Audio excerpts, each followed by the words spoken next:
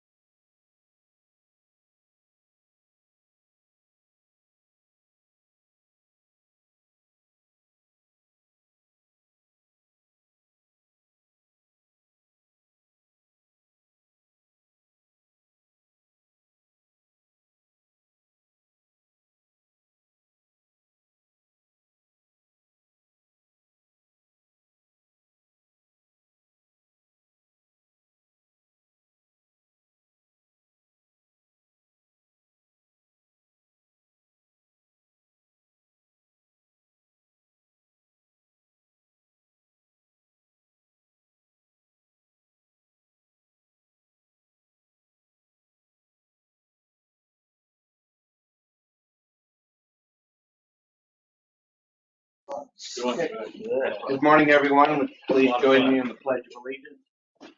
I pledge allegiance to the flag of the United States of America and to the republic for which it stands, one nation, under God, indivisible, with liberty and justice for all.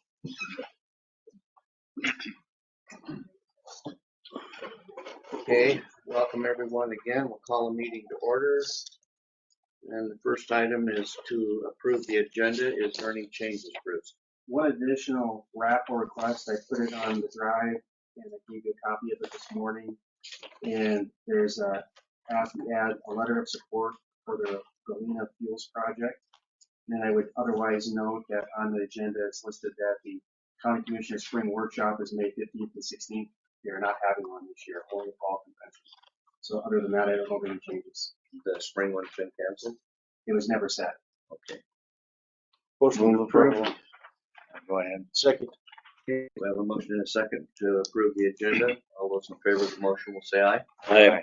Opposed? Motion carried. Do we have any conflicts? None. Okay. We need to approve our regular meeting minutes and the Board of Adjustment meeting minutes from January 23rd and the special meeting minutes from February 1st. Pardon? And the Board of Adjustment. I thought I said that. Did you? It's 3,000. Yeah, Motion to approve. Second. Okay, we have a motion and a second. Any further discussion? Seeing none, all those in favor of the motion will say aye. Aye. Opposed? Motion carried. Sorry, Chairman. That's all right. We're down to bills. Any questions on the bills? I got mine answered. Mine's answered. We'll make a motion to pay the bills. Okay, we have a motion and a second to allow payment for the bills. All those in favor of the motion will say aye. Aye. Opposed? Motion carried. Personnel, Brenda.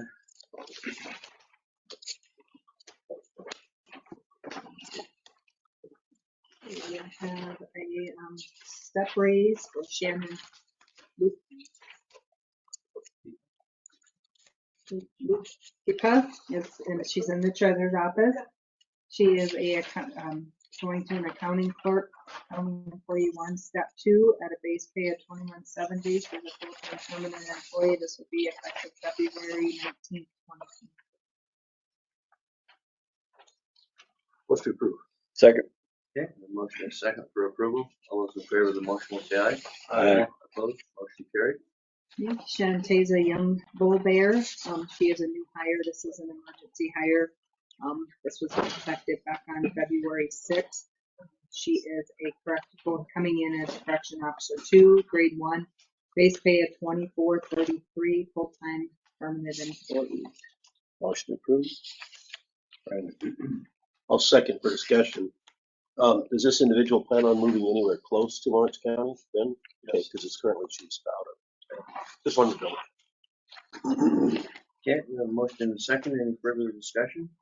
Seeing none, all those in favor of the motion will say aye. Aye. Opposed? Motion carried. Another new hire in the sheriff's office. It's for Gabrielle Hoffman. She will be a correction officer 1, grade 1, base pay of $22.93. She's a full-time permanent employee, and this will be effective today, February 13th. Move to approve. Aye. Okay, we have a motion and a second for approval. All those in favor of the motion will say aye. Aye. Opposed? Motion carried. New hire. Individual from Sturgis, living in Sturgis. I think so. Balfouche. No, Gabrielle Hoffman. Okay. Balfouche. Okay, Verona Ford, a new hire. This individual is living in Box Elder, Pennington County, is a correction officer 2, grade 1, base pay of $24.33, a full-time permanent employee, also effective today, February 13th. I move to approve the hiring of Verna Ford and Troy Thompson. Second. Okay, we have a motion to approve and Troy. All those in favor of the motion will say aye. Aye. Opposed? Motion carried. Okay, a classification change for Vanessa Adrian, going to a correction officer sergeant, grade 1, base pay of $26.10. And this will be effective on February 11th. Motion approved. Second. Okay, motion and a second for approval. All those in favor of the motion will say aye. Aye. Opposed? Motion carried. And that's all the personnel I have. Travel request. I have 2 travel requests, Chairman. I have a travel request for Jamie Olson, going to a Central Square Engage 2024 Users Conference in Grapeville, Texas, from May 5th through May 9th. And there is a travel and training agreement. This is software? This is software. It's our primary records management system. And this is not something that I feel we need to attend every year. We've had Zerker up and running for a couple of years. So this year, perhaps next year, we should be on.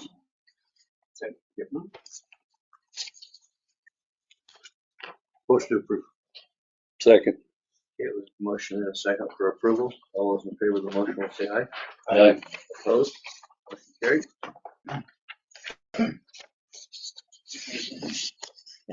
And then I have a travel request for Brianna Roman to attend the 911 advanced training in Pier from March 31st through April 4th. It's only gonna cost $40.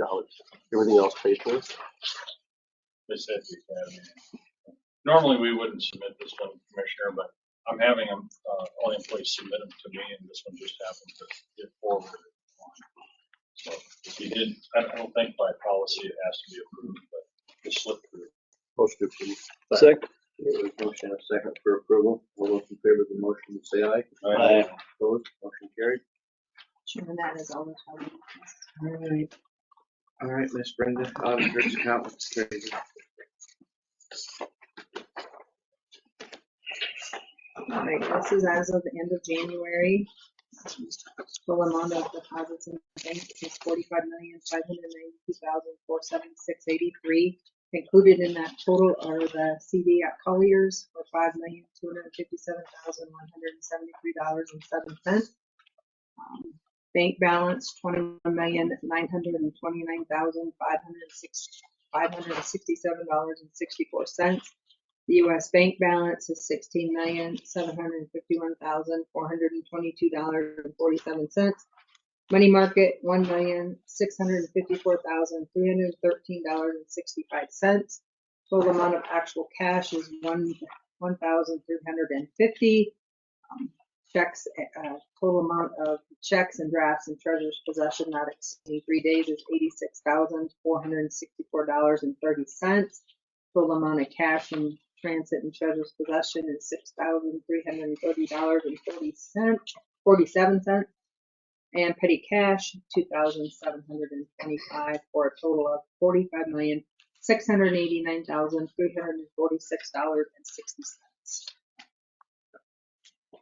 Motion accept. Approval. Okay, we've got a motion and a second.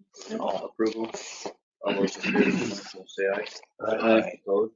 Motion carried. Annual budgeted transfer, Brenda, in general. Okay, so during the budget process, we budgeted $3,200,000 to be transferred in the amounts of $2,600,000 to Road and Bridge Fund, $100,000 to Emergency Management Fund, and $500,000 to 911. I just need a motion to allow me to make those transfers. So second. Okay, we have a motion and a second. Any further discussion? They're coming out of the general? Yep, we budget for them Yep. in the general fund. Yep, and then I transfer it to them. So why do we need a motion to do that if it's already? Because you're transferring it from one fund to another. Yeah, so I need to have board approval to make that transfer so that when the books get audited, the auditor knows that you guys were aware of me moving funds from one fund to another.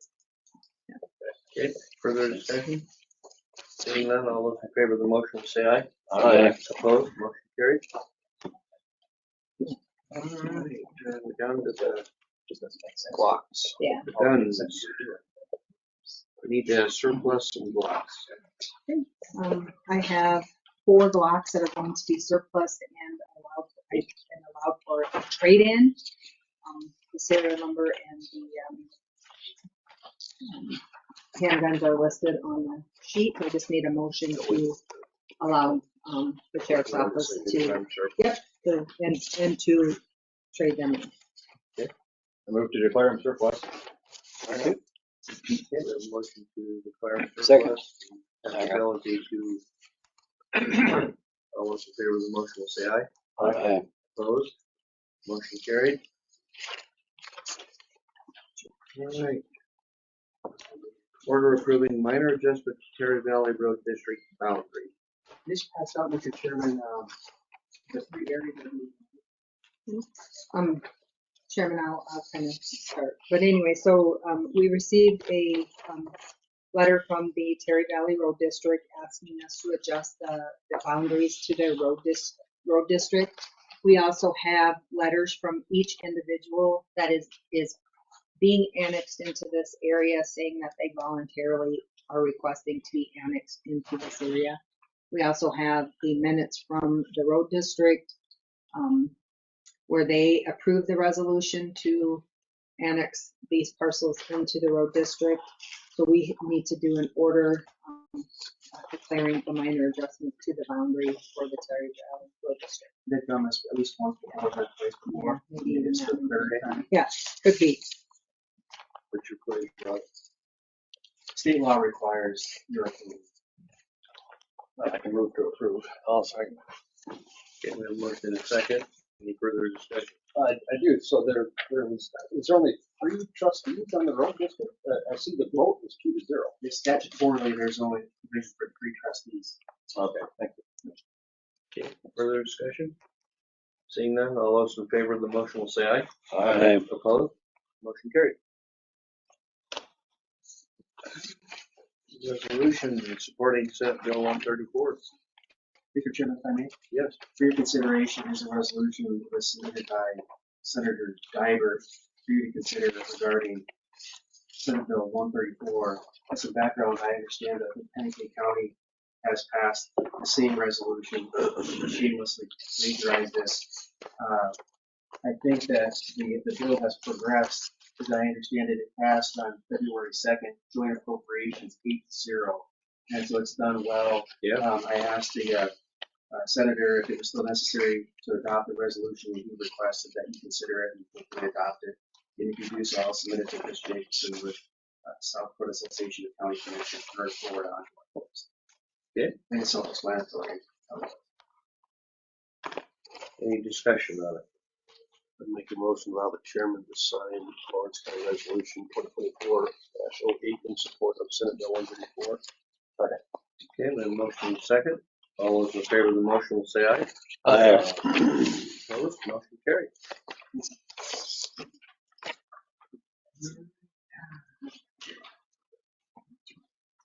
Abatements? Is that what we're down to, abatement? Yep. Brad? I think Brett and Brett's here. yeah, both have some today for you. Okay, come on up, ladies. Actually, I have an add-on and an abatement. I don't know if you have to approve the add-on or is this just for information? Okay. All right, so we had a parcel that was broke out. Part of it was sold, but we thought it was all sold, so it's basically correcting our mistake. They had only got 67 acres instead of 77. This just happened last year, so we are having to actually abate the 10 acres. Because they called in and said, no, we only got 67, not 77. What is the name on this one? Gerald Buhner is the one that had the 77 that only got 67. And he'll be abated for the 4 months for $40,000 of assessment. And then the James Cole had sold it to him. He actually retained 10 acres. And so we sent a letter to him and told him that we were adding it on. And that'll be for 8 months at $57,000 assessed value.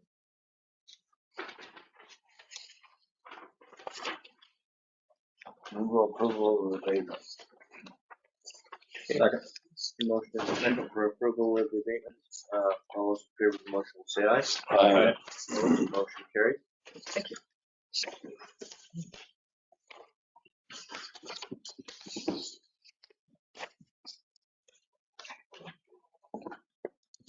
Morning, Deb. Hey guys, how's it going? Good, good. When we were doing tax notices, we came across 4 parcels that one that the city of Lee purchased and 3 that the city of Deadwood purchased, and we realized that they should have done abatements on them, so we were doing cleanup. The one for the city of Lead, they purchased the property, and we need to do a 5-month abatement for the months the city of Lead owned it, and that is parcel number, they purchased it from Mark Reed. So we need to abate up the 5 months that the city owned it, and they'll still have to pay the taxes for the 5 months that Mark owned it. It's parcel number 316100050000050, and they need to abate up $6,578. Motion to approve. Second. Yeah, a motion and a second for approval. All those in favor of the motion will say aye. Aye. Opposed? Motion carries. The three from the city of Deadwood is some property that they bought from Fuller Brothers. I'll just see the one that parcel number 30075 0036 00010. 9 months needs to be abated off in the amount of $9,659. So moved. Second. Okay, a motion and a second for approval. All those in favor of the motion will say aye. Aye. Opposed? Motion carries. The other one is Fuller Brothers, parcel number 30075 00035 0000. 9 months abatement of $48,297. So moved. Second. Okay, motion and a second for approval. All those in favor of the motion will say aye. Aye. Opposed? Motion carries. And the third one, 30075 00049 00000. 9 months abatement of $68,214. So moved. Second. Okay, I have a motion and a second for approval. All those in favor of the motion will say aye. Aye. Opposed? Motion carried. Thanks, guys. Thanks, Deb. All right, raffles. We have several raffles. Mr. Chairman, if I may, there are two. The one that you had in your packet was submitted by VFW Post 5860. I believe they submitted a raffle request in the past. I think it's self-explanatory. If you look at you, do not object to their raffle. I'll make the motion to not object to the raffle. Second. Okay, we have a motion and a second not to object. All those in favor of the motion will say aye. Aye. Opposed? Motion carried. Mr. Chairman, the other raffle was the one that was submitted last night, and provided to you this morning, submitted on behalf of Explore Fitness Advance and Lead. Looks like they're going to have an online raffle. They have had a raffle request in the past, not an online raffle, but nonetheless, they had a raffle. They would be looking also for raffle. Motion to approve. Not object. Second.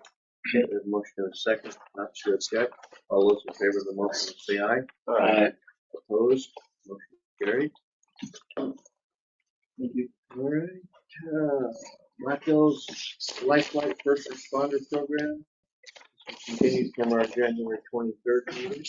Mr. Chairman, I think Sheriff and Paul are here. I think they both attended the meeting where some of the concerns were discussed. I would defer to them, but we have a letter submitted to you for approval that I think that both the Sheriff and Paul would support. Okay, I'm looking for authorization at the chairman sign. So moved. Second. okay, we have a motion and a second for approval. Discussion? How many times have we used this? In that way, very infrequent. But in turn, by that way, I mean landing without any emergency services people there to help.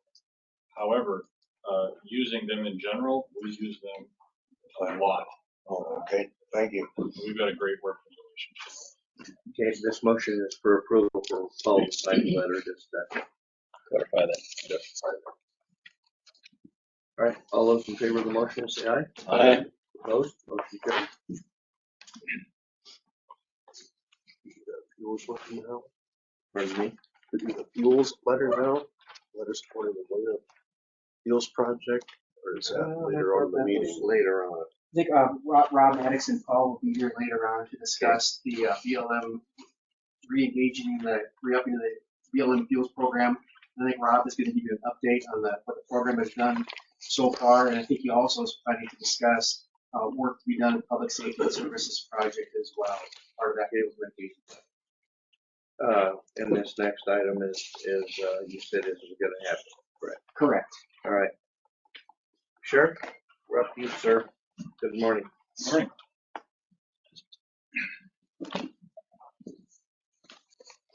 I received a letter that I believe was forwarded to you through Brenda. The letter was dated January 23rd of this year. It's from the Juvenile Services Center and it represented that Lawrence County's rebate for 2023 was $37,290.40. I compliment the board for sticking with the Pennington County Sheriff's Office in that Juvenile Services Center board and the application of their business model. There was a time a few years back where there was serious consideration to pulling from it, but we stuck with them. You stuck with them, and it's paid us good dividends over the last few years. I'd like to bring your attention also to a proof of concept. This would be the second time that I've given this information, but a vital factor in our Public Safety and Services Center is going to be the business model that we presented, and that business model is the housing of federal inmates. So presently, we don't have a lot of space in our jail, but we mitigate already some of our costs for the Public Safety and Services Center by utilizing what space we do have. And sometimes that means we can house X number of federal inmates, and sometimes that number is substantially lower. But I can tell you that since we started the program, we have earned or brought in a revenue of $237,370. It's proof of concept. When our new facility opens up, we will be able to take a significant chunk of our debt service payment off the backs of the taxpayers in Lawrence County by that revenue stream. So the process is working. I would ask for some support from Dr. Alka. We have a change order. The number of the change order escapes me at this exact moment. Three. I believe the amount is $234,000. Well, I was just talking about the gravel.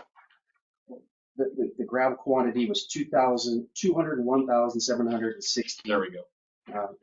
So this was an amount that I had forewarned you about. It was the final digging through that awful rock that's up there. But at any rate, 234,708 was the total listed on this sheet. So that includes the rock excavation and some of the other things that are identified on the change order as well. There was some money budgeted for the rock excavation, but it did exceed the estimate by a little bit. So that's what you're seeing this was on our bill. No. If we need approval for it. Yes, please. So moved. Second.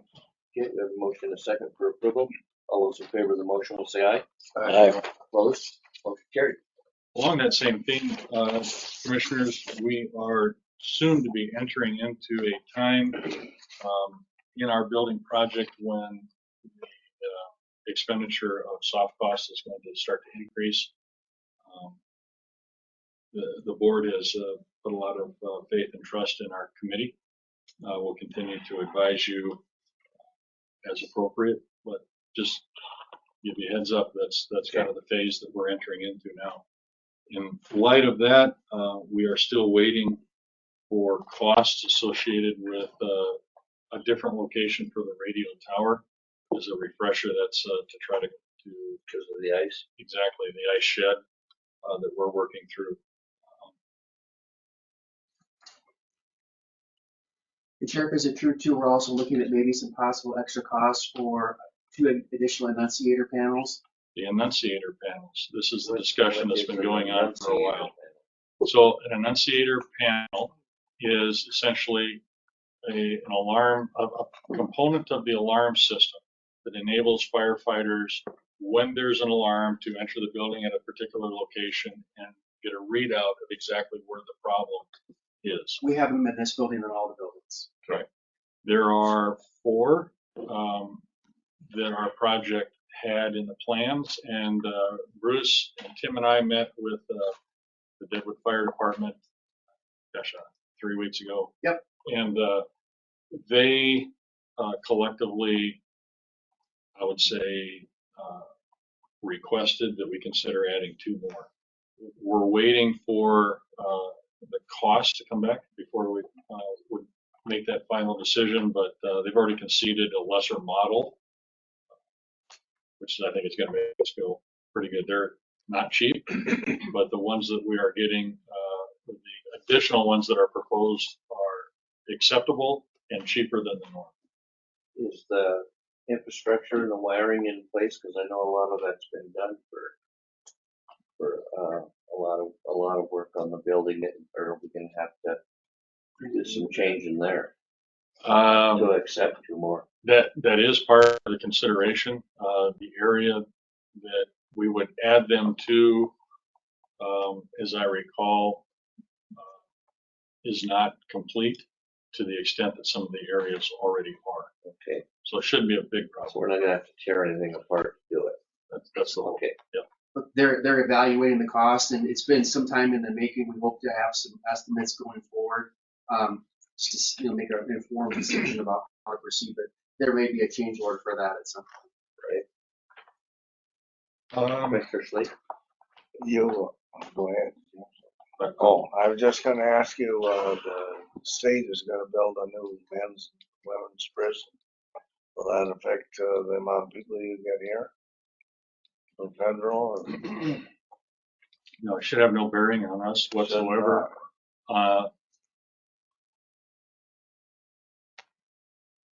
There is this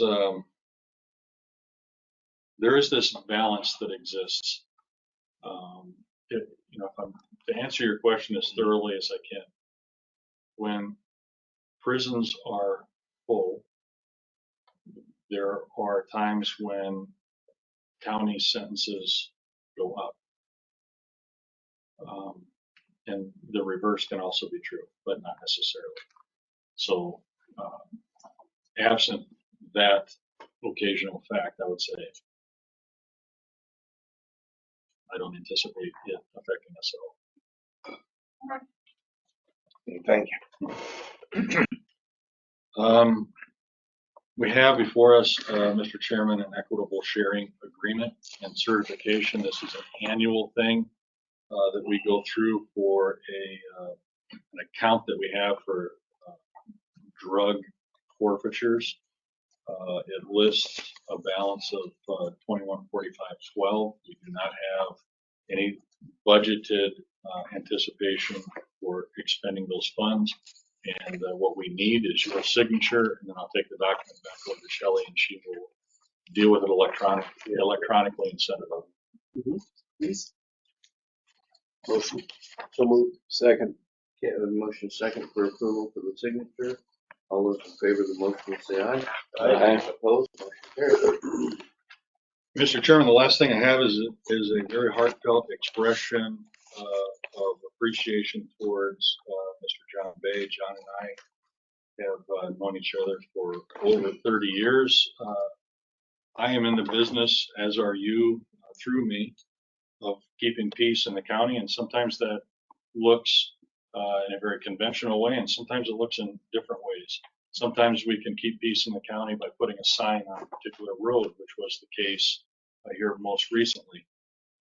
It has had its effect that we had hoped for. It brought some peace to an otherwise difficult neighborhood, and I was able to accomplish that with the considerable help of both Bruce in his review of some language and John in his willingness to work with us. So I greatly appreciate everybody's help on it, but he definitely deserves some accolades for his quick attention. Mr. Chairman, Sheriff came up with a very elegant and simple solution. Yeah. Was brought on board with it as well, so thank you.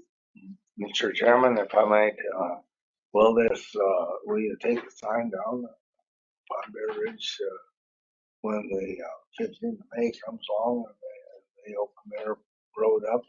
We considered the language that's on the sign very carefully so that we wouldn't put that burden on our highway department, and so the actual dates are listed on the sign. So it should be clear to anybody that drives up there that the road will be open during the non-winter season and it will be closed during the winter season. So thank you. Yeah. Okay, thank you. Mr. Bay. Sir. Good morning. All right. Looks like we've got, you wanna do the bid openings first? I think that's where we are, yeah. Because we're at 8:30, so. Let's do that. The first one, we're gonna do an order on our last job. Yes. Okay, the first one is a 2024 chip sealing project for North Rochford. 4.3 miles. I have some bid tabs. You guys like it has the engineer's estimate on the bottom.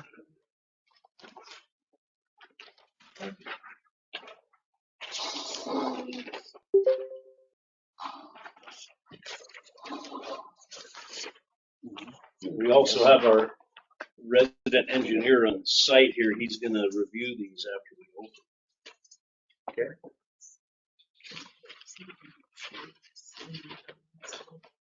John, before I forget, were there any addendas for this We project?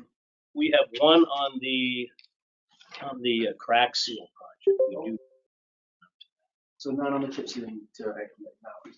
none on the chip seal. Thank you. So, One more copy I get. yep.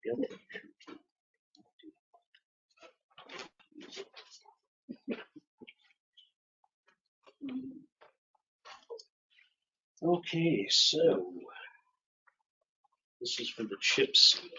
I guess that's what we got here. Surface treatment. Those three don't say what's inside, they just say sealed bed, so you have to open them and see what's in. Okay, well, They're all due at the same time. let's have to open. This is from Simon. This does say chip seal, Asphalt. surface treatment. This is the chip seal. Bid bond there. Yes.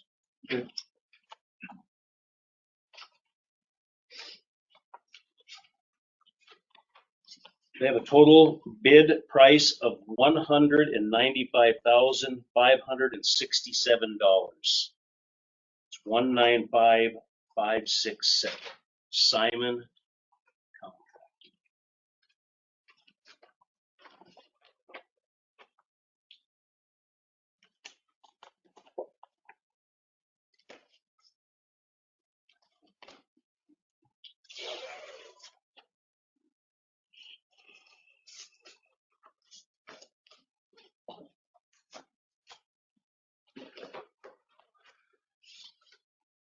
All right, this is from Aztec, and I'm sure that's gonna be for our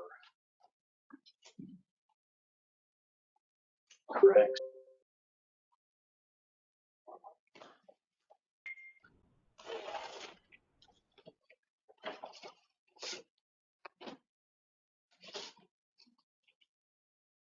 This would be chip seal. This is from Bituminous.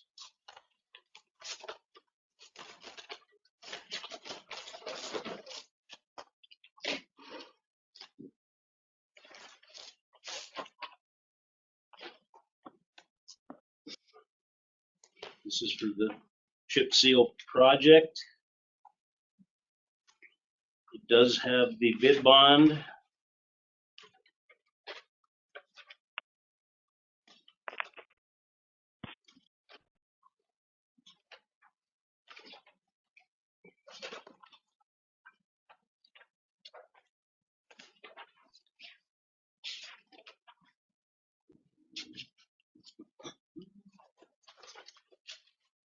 Okay, total price from Bituminous Paving is $284,070. 284,070. Bituminous? Yes. You want a separate? Yeah, okay.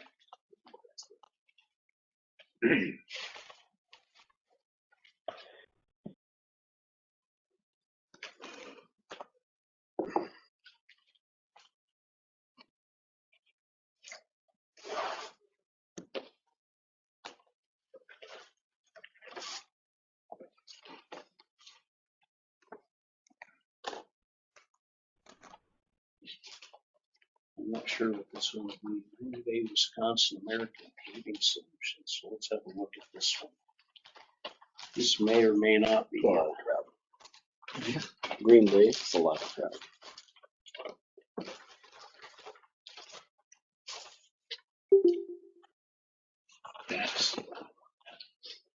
That is for our next bid, okay? This is for crack sealing. I'm guessing this is gonna be all that we have for the chip seal too, okay?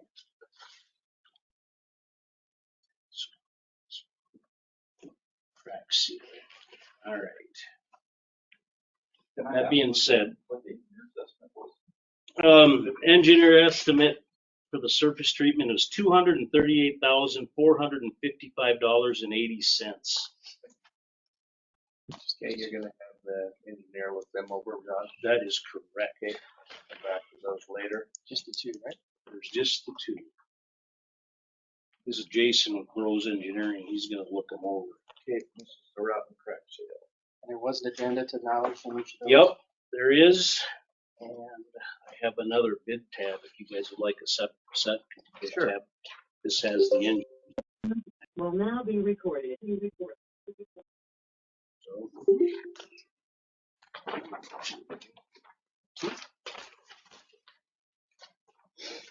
Thank you.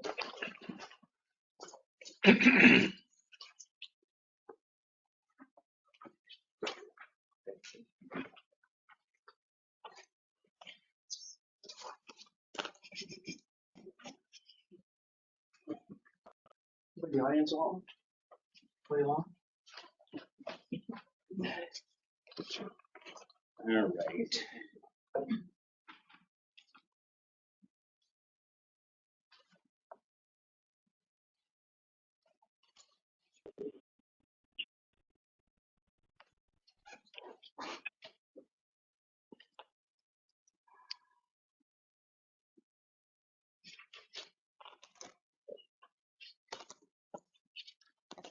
This is for West Highway 14 and Crook City together. Correct.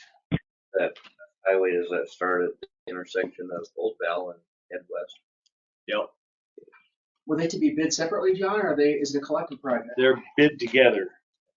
We're trying to get a decent amount of mileage to get some interest in this project. Okay, this is American Paving Solution, American Pavement Solutions Incorporated, Green Bay, Wisconsin.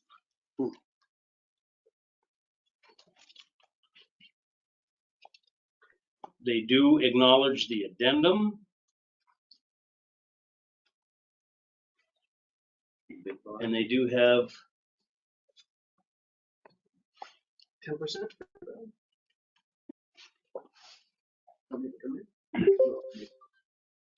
oh yeah, bid bond, right? Bid bond and addendum. And their bid is $196,105.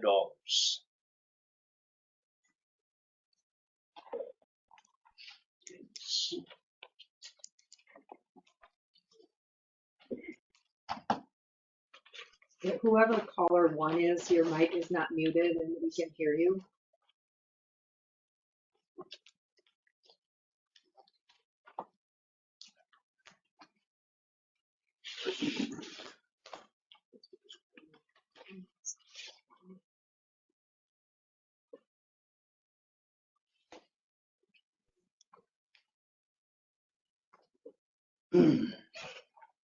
This is ASCO, Asphalt Surfacing Company from Sioux Falls, South Dakota. ASCO. ASCO.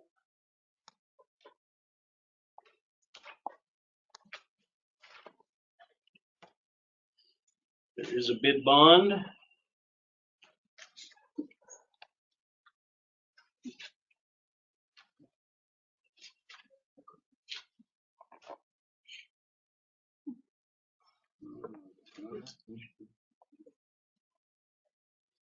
Acknowledgement of the addendum, yeah. looking for that, John? I am looking for that.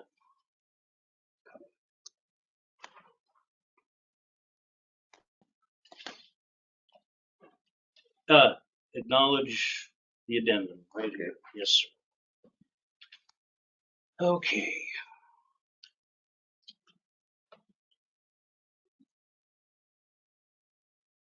I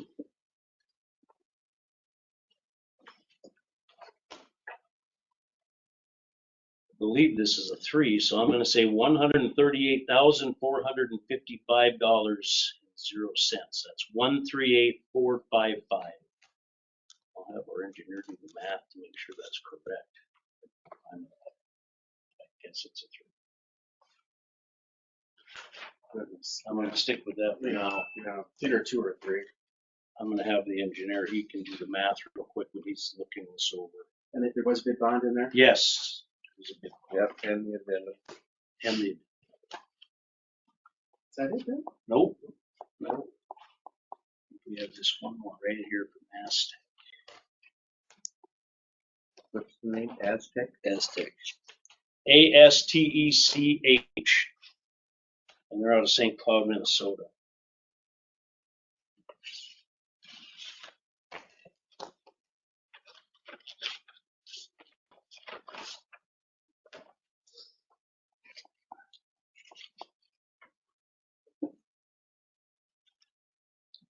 They acknowledge the addendum.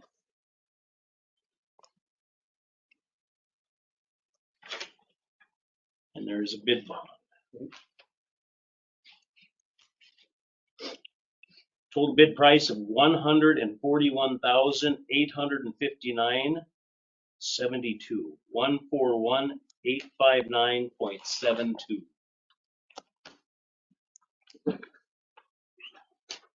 Okay, and you'll be bringing these back to us later in the Yes. meeting for, after you go over them.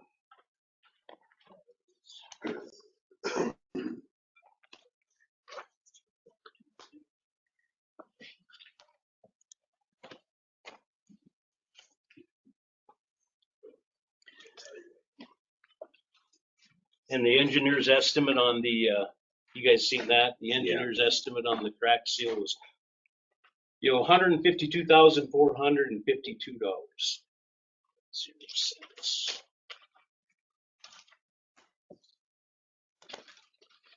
All right, I'll let you wade into where you want to go next on your business, John.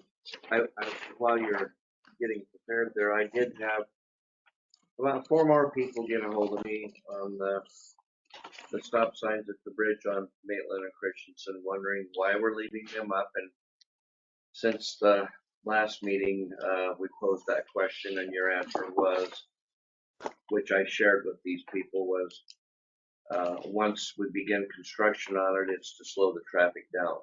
There will be traffic control once construction starts, and we are trying to proceed and get construction started as quick as possible, but I'm not sure when that's gonna be either. So Okay, well, I'd leave that up to you guys. If you guys want to take the stop sign down or cover it up, we can certainly do that. well, these people that call in and say, everybody's just running it anyway. And I've got the same phone calls as well, so. And I've been telling everybody the same thing, that it is a traffic control kind of Right. deal, and once construction starts, there's gonna be more traffic control, but the stops may be, for several minutes. I don't know. I guess my thought is if we open it up and then we're just gonna have to retrain everybody to stop when we do that. So, but I'm open to anything that you guys, I don't want y'all getting a bunch of phone calls either. well, that's not a problem. I just shared with them why they were still up. That's the reason we've left them. I mean, it's up to you gentlemen. What do you think? Legal. I agree with John. Yep. Okay. And you have a sense of when the construction will start? Is it weeks? Is it months? On our 5-year plan, that bridge is a 26 project. And we're doing everything we can to get it pushed through, being that it is close. But, we're in the middle of a road bridge crisis right now in that area. So I've been putting my efforts towards this Maitland Bridge. So, but May not be so. we are doing our best to get it moved up. All right. Well, I'm in the just bidding process. doing my job of. And I appreciate that. I understand your dilemma. But if it becomes an issue, we can certainly address it. Okay, what would you like to go over next? Well, just right off the start, we have two, I guess, utility permits. This is from Celerity Internet, and they're wanting to put a fiber optic line. They got a grant to provide fiber optic service to the Maitland and Christensen Drive areas. They have provided some plans. I have not, with our pending new utility ordinance, they have not provided any sort of estimate of cost. I understand. I do not want to stop a project like this. I understand everybody wants internet service and better internet service, and it's becoming kind of the standard. It's also a federal grant project, and we've been down this road with a couple other areas and letting them put their service in there. There is going to be problems getting that service in that area without affecting our road. I mean, there's just no way they're going to be able to do it without being in our road at some point. John, as we discussed, would you say that the application is premature or incomplete at this point without any engineering costs? And also in light of the fact that you plan on discussing, I think, with the commission, an updated permit form, which would require 100% of bonding, that you really would need to know what that amount is going to be regardless in order for the commission to proceed. Is that fair? Partially fair. It's fair if we go forward with this new ordinance. As it is right now, it would fall in where we are, what we've been doing in the past. If we want to act on this one right now and then go forward with our new ordinance, or if we want to continue this one and do the ordinance and then have them resubmit with some sort of estimate so we can come up with a bonding amount. I'm leaving that up to you guys. Again, I don't want to be the one that stops the people of Maitland from having better internet service.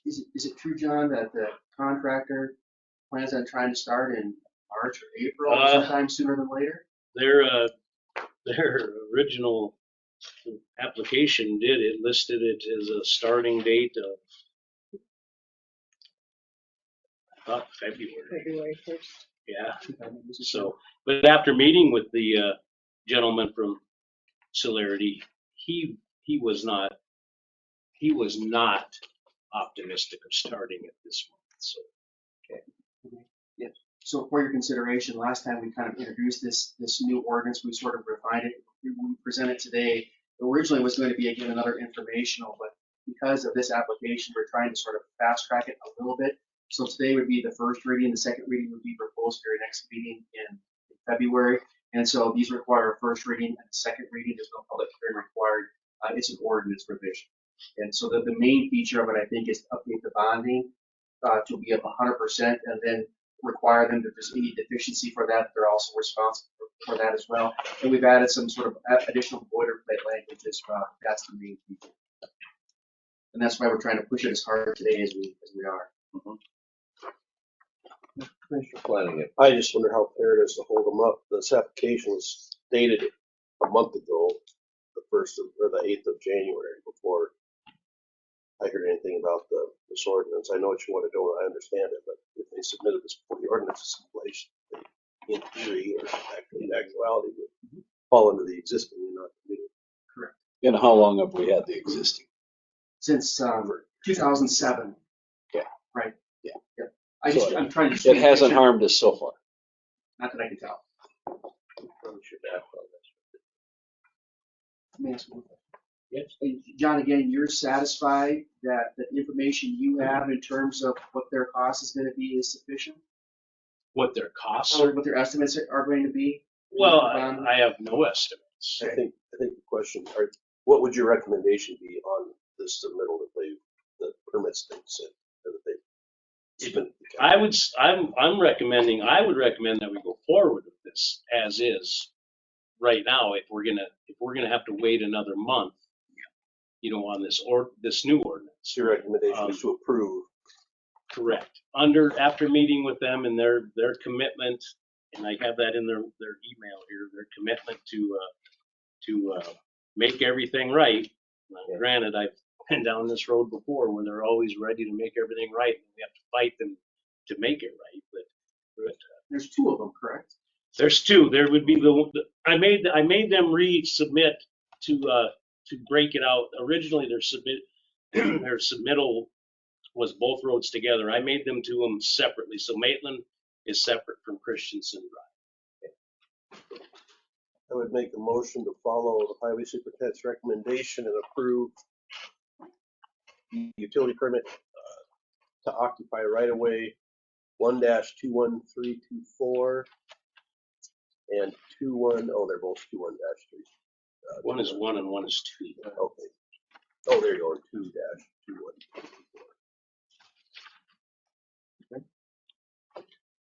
2-21. We do. Second. Discussion. So I'm pretty uncomfortable with moving forward on this. I realize we don't want to hold up projects, but this is exactly the type of project that we started pushing this ordinance for. There's very little right of way off of the road here, so they're probably going to be on the road and could certainly cause more than $5,000 worth of damage to the roads. I'm not going to be in favor of approving this today. Okay. Any further discussion? Seeing none, we have a motion to approve. All those in favor of the motion to approve will say aye. Aye. Opposed? Aye. Okay, 3-2. Are we doing that on both of them, or are we doing them separate? I did them both. We did on both. Okay. Yeah. Where's the motion? Mm-hmm. I understood. Okay. And that would bring us to then, I guess, our ordinance. Our new ordinance to update the old ordinance and bring kind of into compliance or into a new light some sort of more determined financial liability, I guess, for each of these entities that are wanting to do this. And I guess I would refer to Bruce to his work on this ordinance, his reading of it. I don't know where we go with this first reading or anything like that. I mean, we presented, John and I have had some significant discussions kind of going back and forth to look at some different models and try to incorporate, I think, what we see is the best from other places. I mean, there's probably other ways to do it as well. But again, it would require 100% bonding, and they'd be also responsible for any cost above and beyond that to the county. And then, as I said earlier, a lot of it's just some boilerplate language meant to try to protect the county. That's a substantive change that was the bond. And I think this original ordinance goes back to 2007. So instead of repealing that and adopting a new ordinance, I present it as just an amended ordinance 0701 that would amend the state law. Okay, that's just first reading of it. We can further discuss it, but there'll be no action until the next meeting. Only for planning and zoning, no required for an ordinance like this, just the first and second reading. Got a question, Bruce, on the fifth paragraph on the second page. Utility lines will be moved or rearranged if required by county. Yeah. Is that during the project or is that sometime after? It's contemplated to be after the fact. And so for perpetuity, or is there a time frame involved? In perpetuity. Yeah. I think we've had that in the past, and I've seen it in other examples as well. I don't think we've ever made anybody do that. But I mean, I think occupying the right of way is permissive, right? There was some discussion on the right of way that we acquired for the state on the Old Bell Highway between the service road and the interstate, moving some of those structures.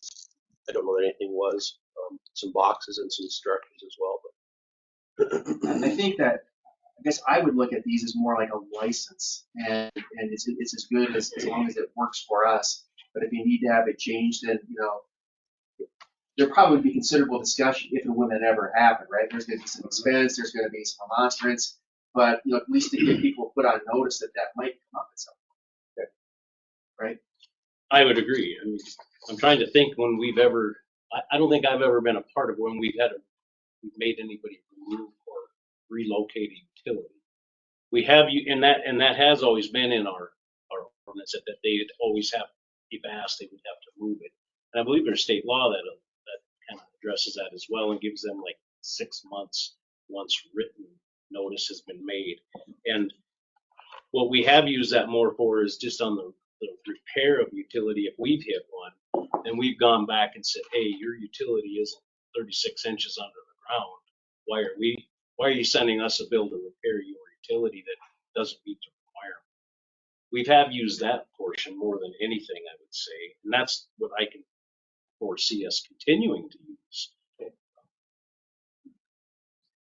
All right, thank you. Well, we'll ponder it until the next meeting for the second hearing, second reading. Anything else, sir?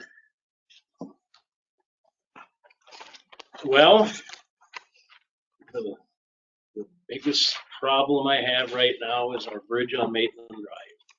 I put together that little spiel for you there. Our Maitland Road Bridge, 41, 118, 111. Got a real problem down there with that bridge being posted in November. And ever since it's been posted, the school bus people can't cross it. The lightest bus they have is 33,000. That's the one at Burno? Right, Burno Gulch. Kind of what, that's 90 right there? Yep, it's a pretty sharp curve. The school bus can't go over They tell me their lightest bus is 33,000. So they can't cross the bridge. There's a logging sale up there that's going to happen later this year. That they're going to be hindered by this as well because they can't get their equipment down through the switchbacks. I've also been contacted by the local fire department. Their concern is getting a fire engine across there. Now, granted, emergencies are emergencies and you take a risk, but like as my comment to them is a fire truck at the bottom of a ravine isn't going to do anybody any good. So I've spoke with our engineer and we come up with several different options here. And, you know, this is in our 5-year plan. This bridge was in our 5-year plan. Of course, that was before it was load posted and brought this to light. The biggest concern being that we can go forward with our 5-year plan and get this in the big program. And it's obviously going to score high enough. Can't guarantee you a grant, but it sure looks like we're going to get a grant. The problem is it's going to take until 2029 to get the bridge replaced, and that's just how the grant process works, and the dates of applying, and then the award dates, and then the date to apply for a second. And so I've got guys wanting to build a bypass. I've been approached by the gold company there, the exploratory people. They're willing to build a bypass. I warned them against. We still have to go through some channels to build a bypass. We have to get a 404 permit from the federal government. We have to acquire some easements from it's on private property for a portion of this. So those are the issues of just going in and whipping a bypass out. It would be easy. We could have her done by the end of the week. But we still have to get things in place. And that brings me to what my recommendation or what I would like to see done, and that would be proceeding with the hydraulic analysis and a design of a bypass ahead of the application for a pre-construction or and if we get that done, it costs us a little more money up front, but we can take 2 years off of this process and get this bridge replaced in 27, plus get a bypass put in place early this summer and get this thing opened back up so the buses can cross and the fire engines can cross and the loggers can cross and everything. I do understand that it's a little out of what our plan was. It will cost us a little money up front, but my thought is it takes 2 years off the process, and we already know what happens after we go to bid, and then 2 years down the road, the price goes up and we absorb that cost anyway. I think that this could save us money actually in the long run, you know, the upfront cost. So I do have a few estimates, and they're loose because there's no design work done, so I can't really give you a for sure estimate on the bypass.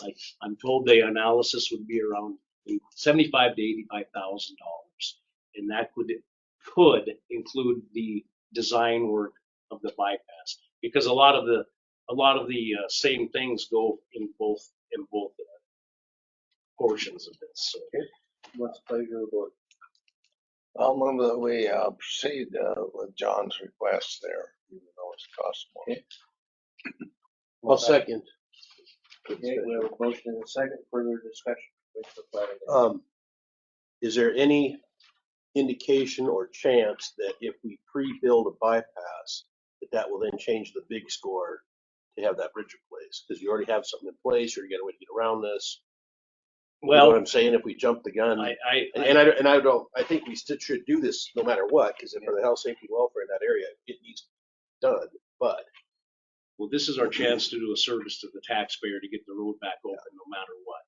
So to answer your question, I don't know that this is going to change the big score.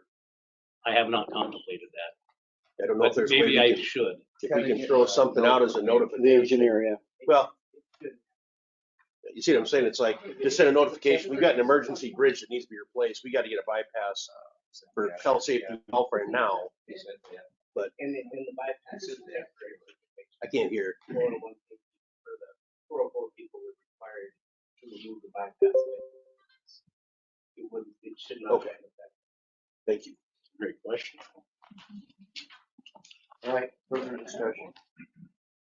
Seeing none, all those in favor of the motion will say aye. Aye. Opposed? Motion carried. Sorry. Thank you. I forgot about that 404 where they make you restore it back. So I guess we're back to our Go ahead. bids here. Take care of that, and then we're gonna take a quick break. Everything checked out. There was a math error on the high bidder for the crack seal project. It actually lowered his bid by $100, but doesn't affect the outcome of the low bid. So everything else math-wise checked out perfect. So you're looking at awarding Simon for the Simon for the chip chip seal seal. and ASCO for the Individual motions are the same, Bruce. Individual, please. I'll make a motion to accept Simon's as the lowest apparent responsible bidder, waiving all irregularities for the asphalt surface treatment. Sign the documents and so forth. Second. Okay, we have a motion and a second. All those in favor of the motion will say aye. Aye. Opposed? Motion carried. And the other one? I can make a motion to grant award to the apparent lowest bidder is ASCO, is that the one? Yeah. Sioux Falls, for the 2024 crack seal, waiving all irregularities, let the chairman sign all the documents. I would second that. Okay, we have a motion and a second. All those in favor of the motion will say aye. Aye. Opposed? Motion carried. All right, we'll take a quick 5-minute break here.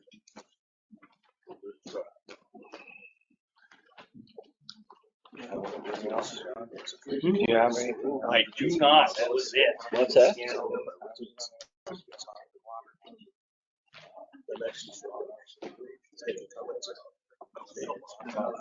On that. Really? I knew what he was On talking your neighbor's about. property. Well, other than what we talked about, our guys have been out there Those several 20 times. Right now, it's really Uh-huh. like it. So So as soon as it's too big. Uh-huh. While we break.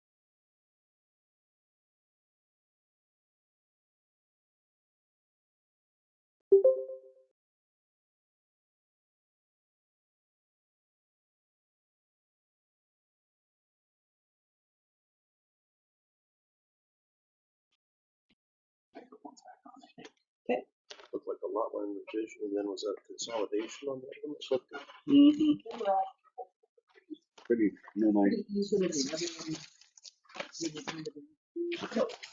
I figured because it was there and it was on. It's like, to get it, that's one of those that doesn't need to be brought forth. I like that. You can do that every time.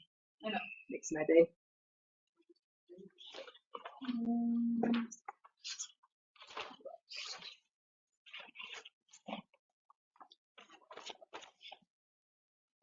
Yeah. Not wasting a lot of money. Do I need to show them on the screen, or are you guys comfortable without, just so I know if I need to do anything? I'm all right. I'm gonna You get, guys- good.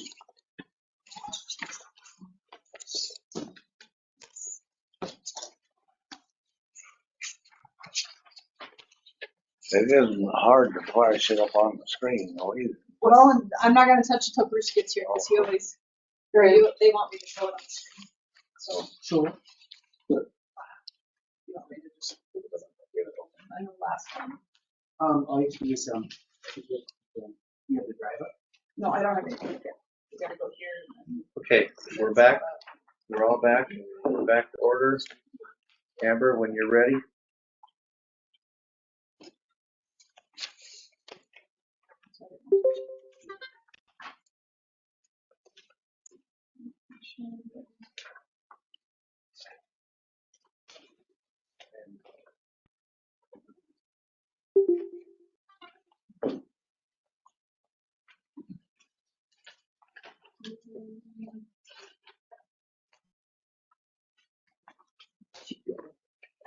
Now I think I gotta share screen mode, don't I? Yep.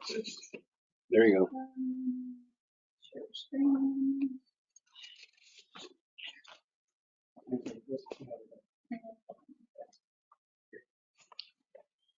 Okay.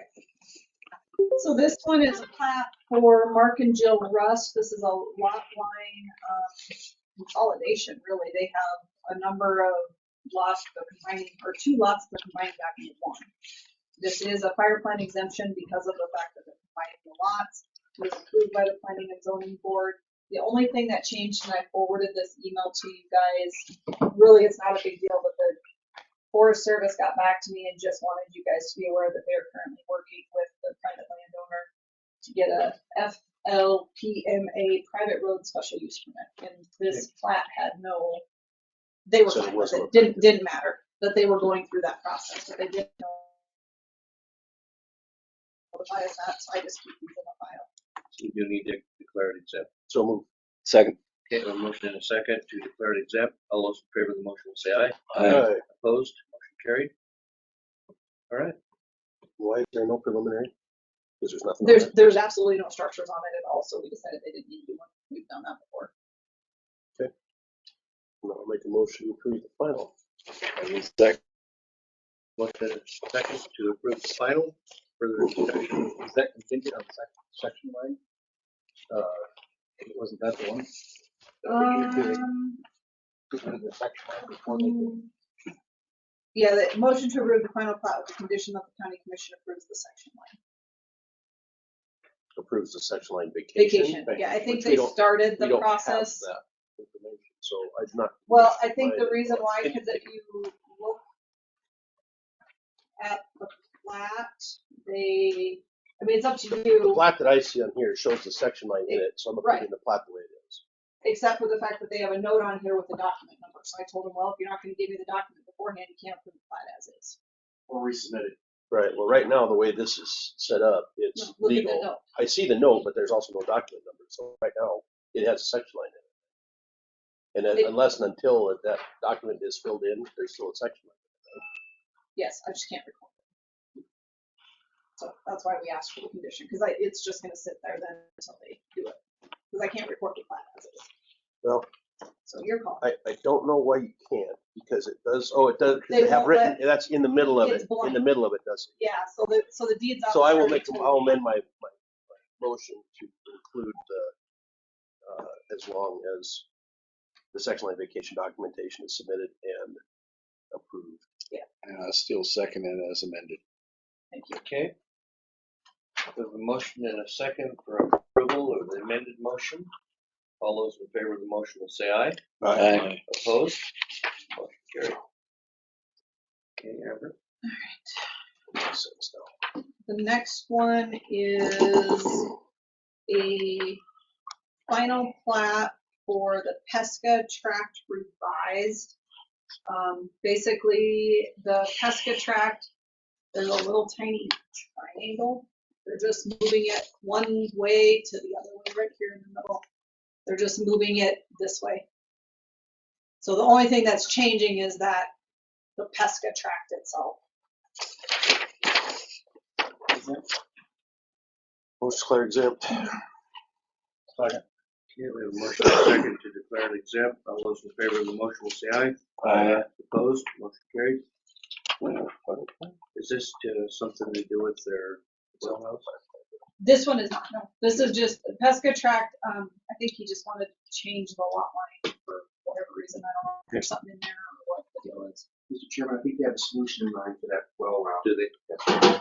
So they're moving this east, Amber? Is that what they're doing? Yeah, there's this little tiny piece right here. Yeah. You can see, so right now it goes like this, and they're just going like that. Okay. It's literally just moving the lot line over. Yep.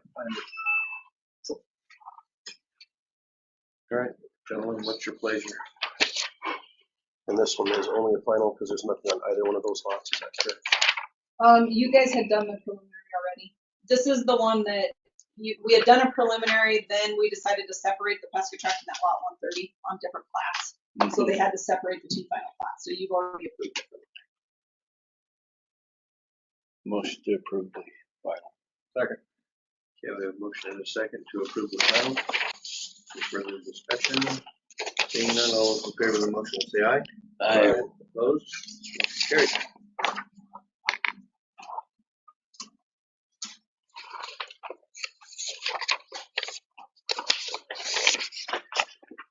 All right, Amber, where do you want to go? Future land use map. Yep, and my only question on that is there's been a couple of times that it's come up, so I'm just clarifying. We had discussed this, I want to say it was November, December, but it was never actually in the minutes, but I know we talked about it as when all the changeover happened with Rick coming on the board and everybody going off, so I just wanted some clarification. The future land use map, we've started that process. We've had one special meeting. We had just at the end of planning and zoning meeting this last week. Yeah, it was last week already. It was, last yeah. week. We've just been doing those kind of work sessions at the end, going through everything. We're working with SE Group. We're just making sure that everybody's on the same page with, in the past, we've always done these as the planning and zoning board. You know, we just do them at the end of the meeting. So we're not having to have as many special meetings and whatnot. And then once we get all of the information and get it all together, we'll do the normal public hearing process and, you know, go through stakeholder groups and things like that.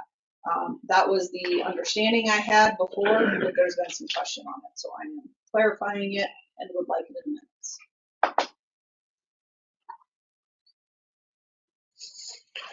I guess that was the way that I understood we were proceeding. Yep, thank you. Okay, I just want to make sure so everybody's on the same page. Mr. Chairman? Yes. I think Amber's been putting it on the planning and zoning agenda and we're doing a notice of quorum too, or. Depending on if you have a separate meeting or if it's just on the regular, I just put it at the bottom of the agenda so that way we're meeting notification requirements. So that way, I think you have two county commissioners on the planning and zoning board, but if any additional commissioners wanted to come, then it would be on an agenda so that no one would be precluded from coming. Okay. Oh, it's publicly notified. Okay, that was it. So just a clarification. What was the next one? So you're gonna have public meetings too, right? Yes, we're not there yet, but yep, we will. Mm-hmm. Those will be the April ones probably. Yep. So the next one is just as I've done in the past for you guys, I try to put together a letter of kind of based on last year and where we saw at the end of the year where we were at with items to be worked on in our office. We've been busy. It's taken 2 full years to get through the subdivision ordinance and the zoning ordinance. So you can kind of see with the list that I provided, the zoning ordinance we're finally done with, so it's off of here. The subdivision ordinance, we had started it in 2022. We did an informational meeting finally last month. The P&Z board did opt to do another informational meeting and not set a public hearing because they wanted to kind of review it and look at stuff some more. So they took an extra month. So that'll go back March 7th for an informational again. So it'll probably be, you know, April. Probably won't be to you guys till end of April, beginning of May, just depending on how it goes. So that's kind of where we're at. But we were able to touch all of the items that we had listed for like things to review. We've been able to get through all of those. So I mean, that's good. That's why you see the strike through on this document. I'm going to kind of skip over number 2. I'll talk about it, but number 3, vacation home rental policy. Every year I leave it on there because every year we obviously get lots of discussion about it. I just need to know where every year you've told me, nope, leave it as it is. We're not going to do anything, but I always bring it up.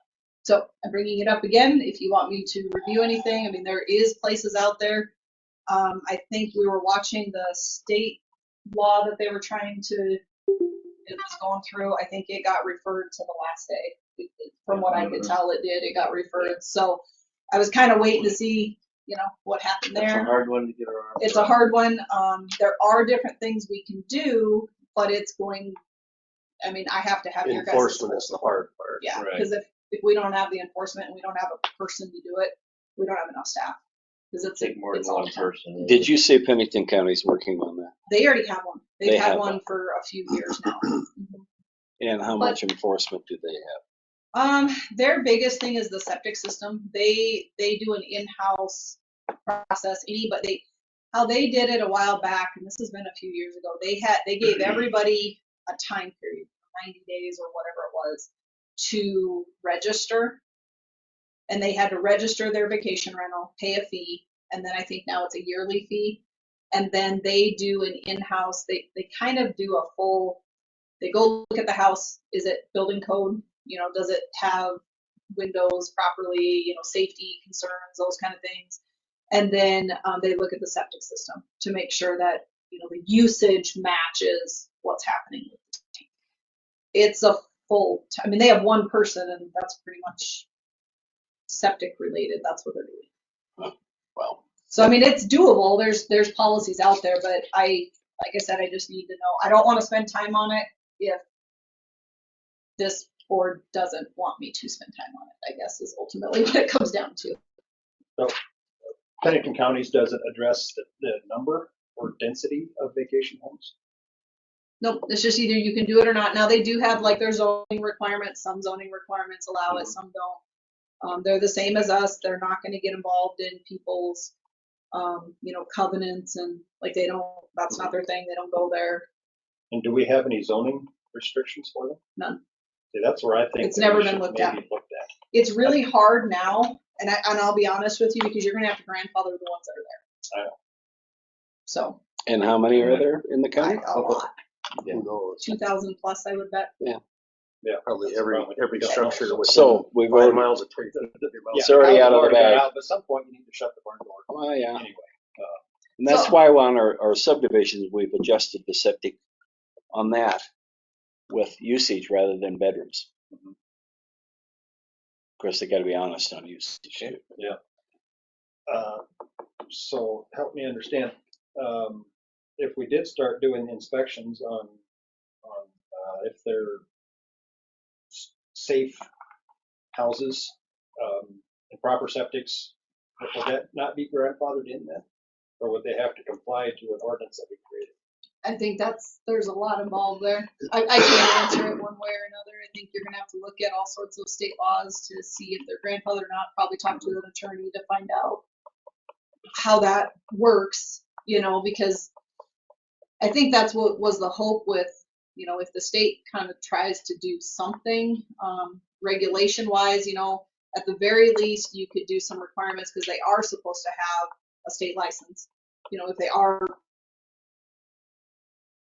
in fact doing it. I do know like the Department of Regulation is really looking at it because there's a lot of people that are not probably paying proper taxes on it and whatnot. Then you have to take into account the rally because we don't have enough hotel rooms to deal with the rally. So do you go back to how we used to do it where for 14 days you know, you're kind of a little more leeway. There's a lot involved. It's a major people do it all the time. I mean, there are communities, Colorado, other places that have, I mean, we have places to look. It's just a matter of, I don't want it, it'll take me a lot of time and effort and hours. And if this board isn't pretty, like, yes, everybody's willing to look at that, it's just not worth my time. I guess it's really what it comes down Well, it's to. a major That's a hard project. thing, to say, it's a hard thing to wrap It your is. hands around. It is. But Well, we need to do it sometime.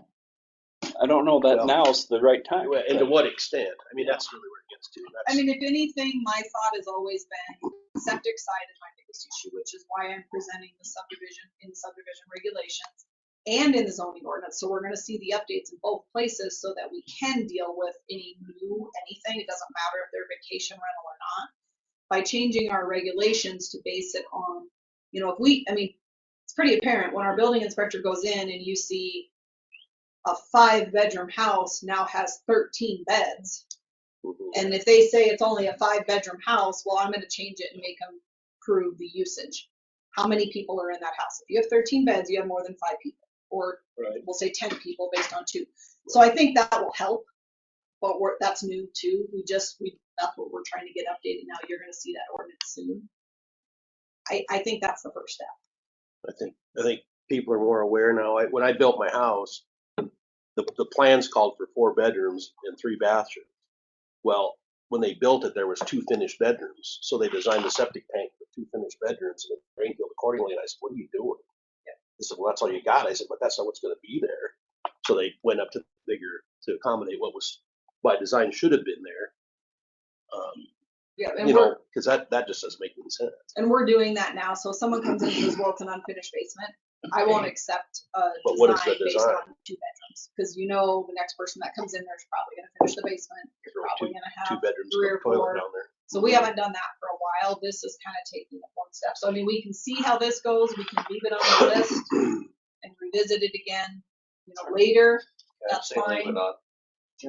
Yes. Amber, is it true that if you find an assistant that is in fact failing, that you can report it to DANR and they will come out and look at it? Yes. So there is a mechanism We do it all the in time. place if something is actually failing to go out and address it. Does that make sense? Yeah, we had one here last Yeah, we do it quite often. Yeah. If there's problems. Okay. Okay. Does Rapid City do that then? Yes. Do they go out and put a thing? They have their own. They have a person that works for the county. They do, and has For to the county that goes and does stuff. Gosh, the initial round of inspections. Yep. Maybe 4 a day. Yep. 500, He doesn't 600 realize days he's got a inspection. Donuts. meeting. Okay. The So next. just one more thing. Okay. We're just, you know, I think from the general public of the county, they're not concerned about septic systems. They're concerned about having a vacation rental next to them in a residential area at this time. So that's And the hard thing is from what I've gathered following some of the state stuff that's been going on, the state is never going to get involved in that because it's a residence is a residence. Whether there's 10 people there or 20 people there, it's still being utilized from a zoning perspective as a residence. So I don't think you can go after these.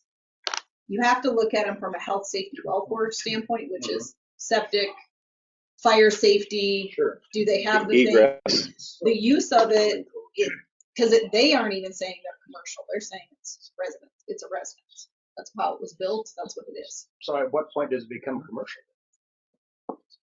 Until you can tax them as a commercial entity, I don't know if that's going to be hard. And right now they can't. That's how I understand it from the EQ standpoint. They And so just because it's a vacation rental, they don't get a commercial tax. And that definition would have to come from state statute? I think it would be because it's based on the way that they value stuff, Of course, the zoning and that. zoning and taxation can be separate issues, and so that might be helpful. You could probably define it through your zoning ordinance as well. I had to really think that through and develop your own. It'll be a long-term versus short-term rental. Yeah. It gets really, really tricky. I can create an ordinance. I'm not concerned about the ordinance. I'm really not. I can come up with an ordinance. It's how far is this board willing to go for enforcements, because that's going to be the struggle. It is. Yep. You're going to have we're gonna have to have a full-time person that's all they're doing. They're literally gonna have to be driving around, checking websites, doing this, doing that. You probably have software.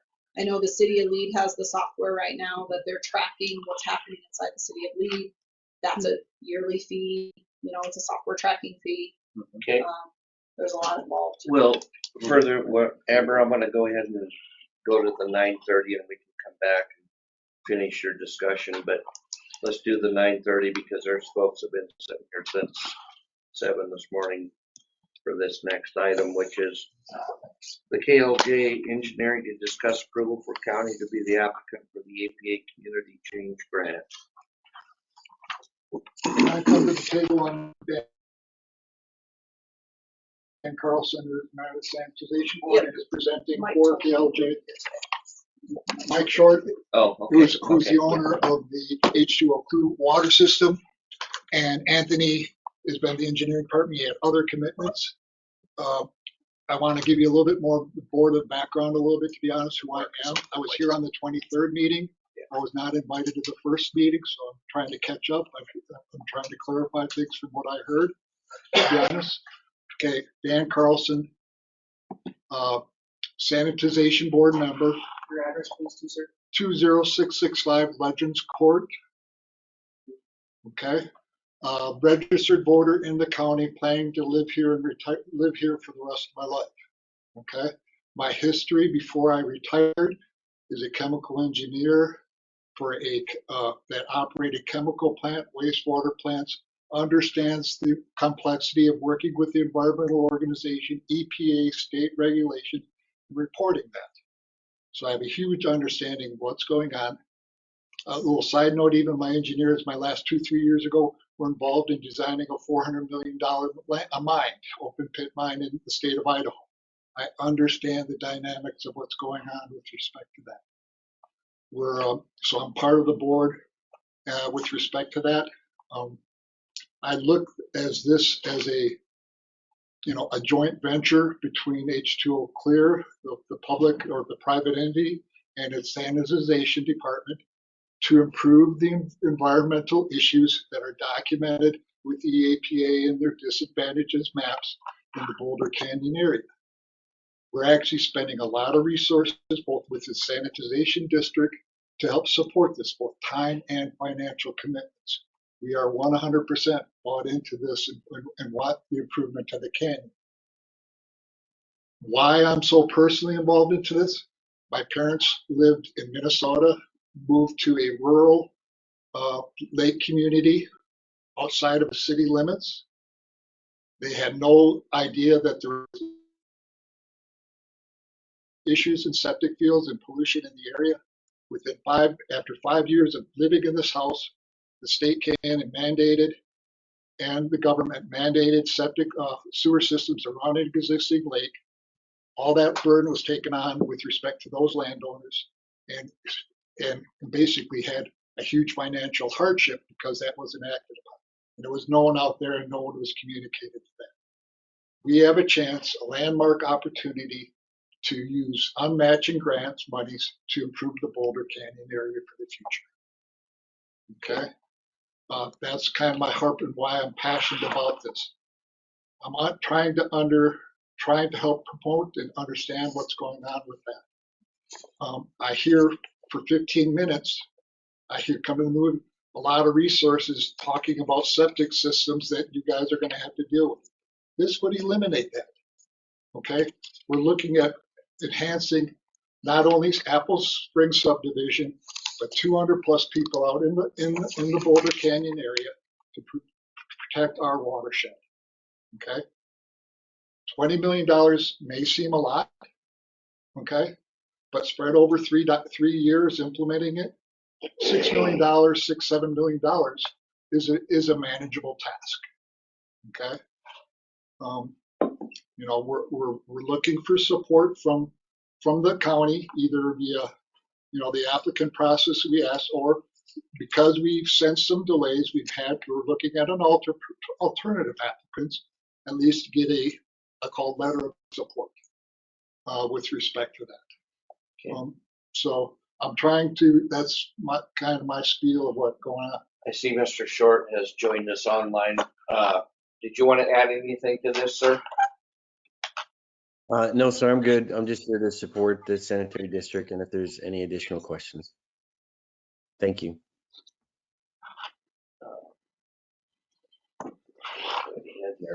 I talked to the board, we got all the presentation stuff from the last time and from us as well. That's why I didn't bring anything. I thought everything. And our hired firm has, I think, presented all the answers you've had via email, things like that. It's a timeline issue. The longer we wait, the less likely we get this grant money, the money granted. All right, thank you. You can go back and. Actually, Mr. Chair, I have a question for him. Oh, I'm sorry. Chair, I think there was some question last time between the relationship between the sanitation board and H2O Clear. Yep.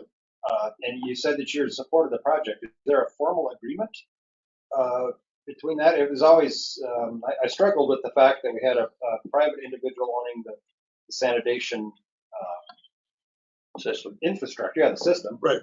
And then the board apparently contracts with him. So is there something? So how does that? This to me is a relationship right now that works. Is H2O Clear is responsible as a public, the private party to run the operations, meet permits, things like that, and with respect to that. We, through our district money, support the efforts, the unknown costs, expenses, things with respect to that. We do pay fees for Black Hills Technology to help support those operations. Okay. We are looking at signing an agreement with some time, a lieu or whatever, to understand how this all happens, right? We are actually already interpreting. We, as the board, the district has, as we understand growing, we've learned about the statutes, are looking at our own legal support, to be able to go forward. We're not operating under a vacuum or a disenchanted. Have we in the last year gained a lot of confidence or gained more confidence between the two organizations? I would say that's 100%. H2O Clear is starting to show some of their financial information so that we can build a long-lasting and long understand, the cost of operations to the owners, right? How do we go? How do we transfer with respect to that? So is there a formal document saying that we have this relationship? No, it's an informal type of process that we're working together. Okay. I hope that answers your question, Mr. Jennings. Yeah. So then, let's say we go forward with this, and the project is completed. Yep. There was the homes outside of the district that you were hoping to add into the sanitation district. Right. Is that correct? And so they would go through you as the sanitation board. I think that's part of the work in process of us understanding the statutes and reimagining the district. We're looking at developing a relationship with legal counsel that actually wrote the statutes and understand how sanitization districts can actually operate your district as a municipality, because that was just updated. That they really want, the state wants you to be able to run your district like a municipality. Okay, there are processes in there for, the word annexation is a broad term, but there are processes in the state statute to bring people in map, whatever, redirect into your so-called district. And we would follow those state guidelines. That's all I can say with respect to that, how that would happen. We'd follow the state guidelines into doing it. Commissioner Flanagan. It appears to me, and maybe maybe Mr. Alka, and you can confirm that this is an actual recognized sanitary district under the state laws of South Dakota. So yes. You do operate as a quasi-governmental entity. Yes. In and of yourself already. Yep. Okay. And we elect board members run it per the statute. So I would suggest that probably by law should have a written agreement with the infrastructure holder. If they're an actual sanitary district, they would have to contract as a legal document, right? I think we talked about it last meeting. That is one of the agreements that I think would be in place. There are others I can think of. I probably can't identify all of them. Sure. But at some point, you definitely want to have that letter of understanding or letter of intent that those resources were going to be transferred over. to the sanitary district at some triggering point. And we have that drafted in the LOU that we haven't started talking between the both parties. And that's, I believe that there was They that provided brought it up last before. time. I would actually prefer it to be done ahead of time, but it could be done. Right now, I think if I may, is you're just making the grant application at this point too, so nothing has been awarded. As you discussed at your last meeting, even if you make the application, you decide if something comes up in the meantime, you could not accept the grant as well, I guess. I've heard a couple of different answers on that. I think that's true. If I still have the floor, sorry. My concern, and I believe Mr. Tisdale had the same one. Do we have an anticipated workload to the county at this point? I know there was some discussion last time, and I think there were some more questions that could be asked. Yes. I mean, I don't want to speak for Brenda, but I think that Brenda's attitude and my attitude would be, if you want to proceed, we'll make it happen. Now, from my end, I'm not sure exactly, never having done it before, what agreements we need to have in place, some of the complexities of it. We're going to be learning a lot of things. But if you assign us the task, we'll figure it out, and we'll do our best. We might make some mistakes. Do we anticipate help from Black Hills Council? We would anticipate help from Black Hills Council and others. It's interesting too. I think I know anecdotally, I don't know any specifics, but for example, if you were to approve this application, you probably could reasonably anticipate that there are other sort of similar agencies that are going to be looking for you to sponsor or to participate in some applications as well. I can't really say any more than that. I don't need more details, but Sure. This will probably trip something in that regard. Mr. Tisdale. And I'm kind of leaning for this myself. Health, safety, and welfare. Yeah, In the big picture, it's just we haven't done a big picture item like this. Part of what draws me is their ability for those that are not part of Apple Springs to get the services as well. And it seems like we can improve this with conditions like everything else we do, right? Like on condition that by the time any money's spent, they have 50 other people outside of Apple Springs that have signed up and agreed to join into this. I think that's probably fair, yeah. And the 50 is just a number. I don't know how many houses are out there. So, just sorry, but I mean, this is a voluntary sign up. They don't have to turn into the header. They don't have to put into it. The header, the sewer header goes by their home.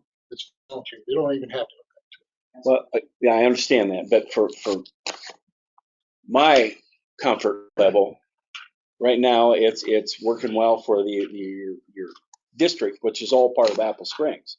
So it benefits the development of Apple Springs only. Right. Okay.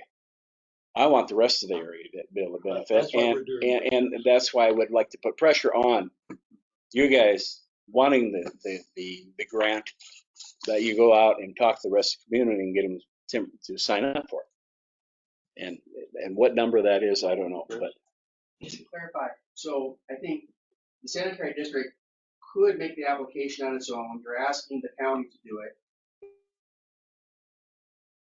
And alternatively, if the commission's hesitating today, you're looking at the very least for a letter of support. Is that fair? That's correct. And then you would go ahead and make the application on your own and/or elicit some other entity, maybe the city of Sturgis or somebody. I don't want to say a name. Somebody to do that. We're in conversations that right now. May I ask you a question? Yes. Is it fair that as part of the application process that there will be more work to be undertaken? What I mean by that is, would you have to go out and to make yourself maybe competitive, solicit interest from the neighbors to see who's interested? Is that part of the grant application, or does that come into play at some point? As a person that I don't want to answer that because KLJ has been, the people involved with KLJ have been involved with similar type projects in the state of New York around the Finger Lakes area, where they put in a sewer system where they had 90% success rate to hook up. Did they ask for a certain percentage to who's going to do that? No. That's what my understanding, right? Second hand. Yeah, Bruce, and then Mike, and then I've got comments. Go ahead.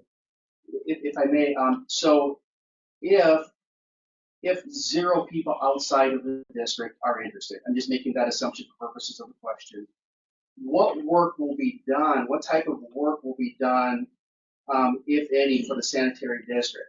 Does that make sense? So in other words, is capacity automatically going to be increased?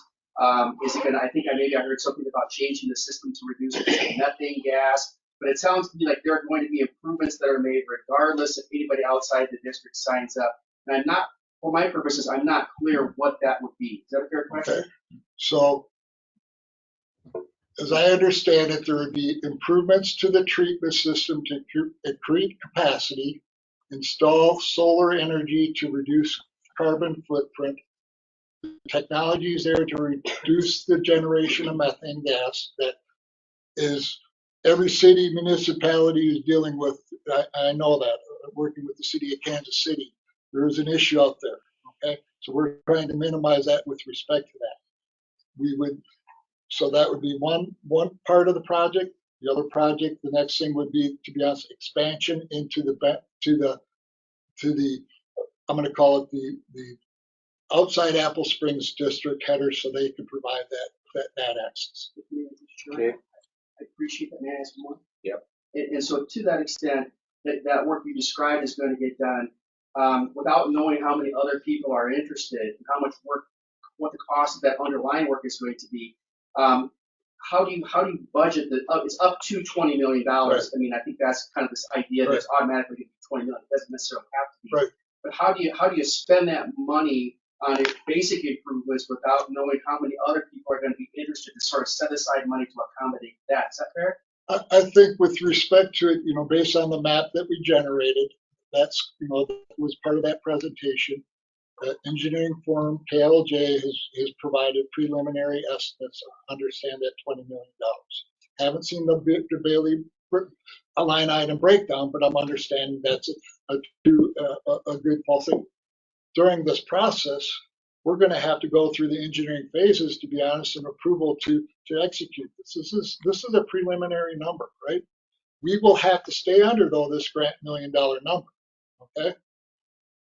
Based at that kind of the agreement is, based on that as that number develops and construction's going, we'll be focusing on the expanded treatment capacity and the infrastructure to going out to the non-protected people outside of the district.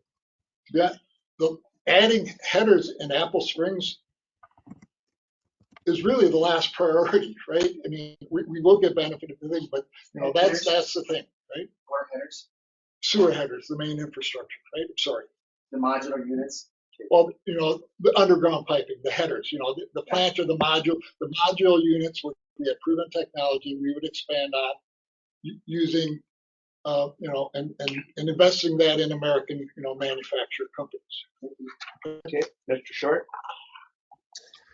Yeah, I just want to add a couple of words of clarification. So KLJ, it is part of their process. That's why they're working with the Deadwood Lead Central City Economic Development Team, as well as the Sturgis group to, part of the process is for them to get communication out to the broader areas. It's kind of a chicken and egg thing.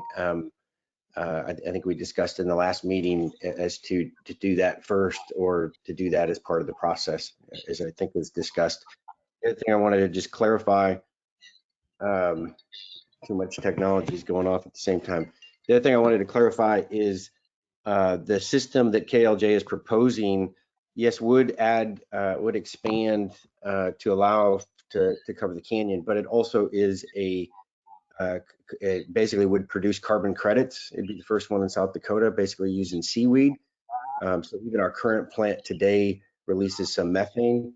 So it's having a system that could produce carbon credits is not only good for the environment, but it's kind of the direction that the industry's going in. So I just wanted to add those clarifications.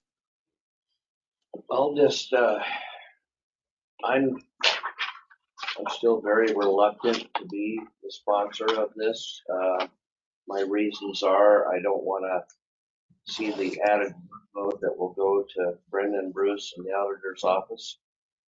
And I also, when it comes time for our biannual audit, this could add to the cost of that as well, which I'm not excited about. In my mind, the sanitary district should be the one making this ask for the grant. So that's kind of where I stand. Commissioner Mr. Swayze? Chairman, I agree with you. I don't think the county should be involved at all. Apple Springs should be involved, and the area outside the Apple Springs that would go in with them should be involved, and we should stay out. So, okay. So are you not, I hear the workload. Okay, I'm just asking questions. Sorry, now I'm a public person living there. Okay, so I heard you're concerned about people protecting the 200 people outside of Apple Springs district, and you're all putting it on the sanitization district. Well, that's kind of the root of it. I mean, I mean, we wouldn't to be be here honest, if it wasn't.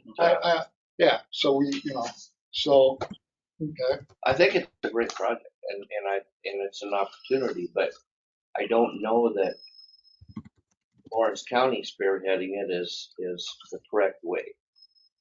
That's my own opinion, and the rest of you may, Mr. Tisdale. Haven't we found out in between this meeting and last meeting that some expenses will be covered, some additional help will be there for us that would cover the $20,000 added expense for the audit and possibly some staffing? I mean, We think so, yeah. so if somebody once told me this is just an application. This and we can apply for it, let them go ahead, see what it's like. We have some comfort levels of our expenses being covered and possibly help from other entities. Seeing these emails floating around.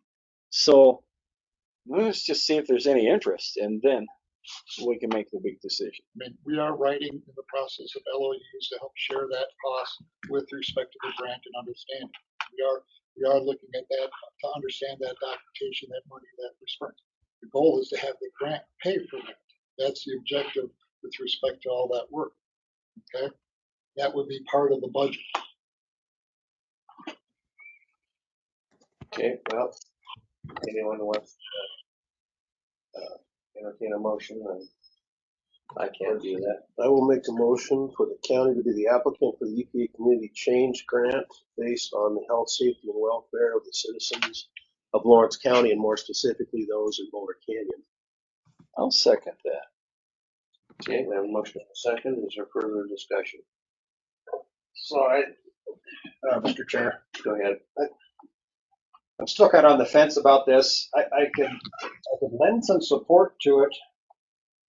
I think my biggest questions right now, you talk about voluntary use from outside the district. And so we don't know what that's going to be, if any. We talked about some compensation to the county for administrative fees that they deal with.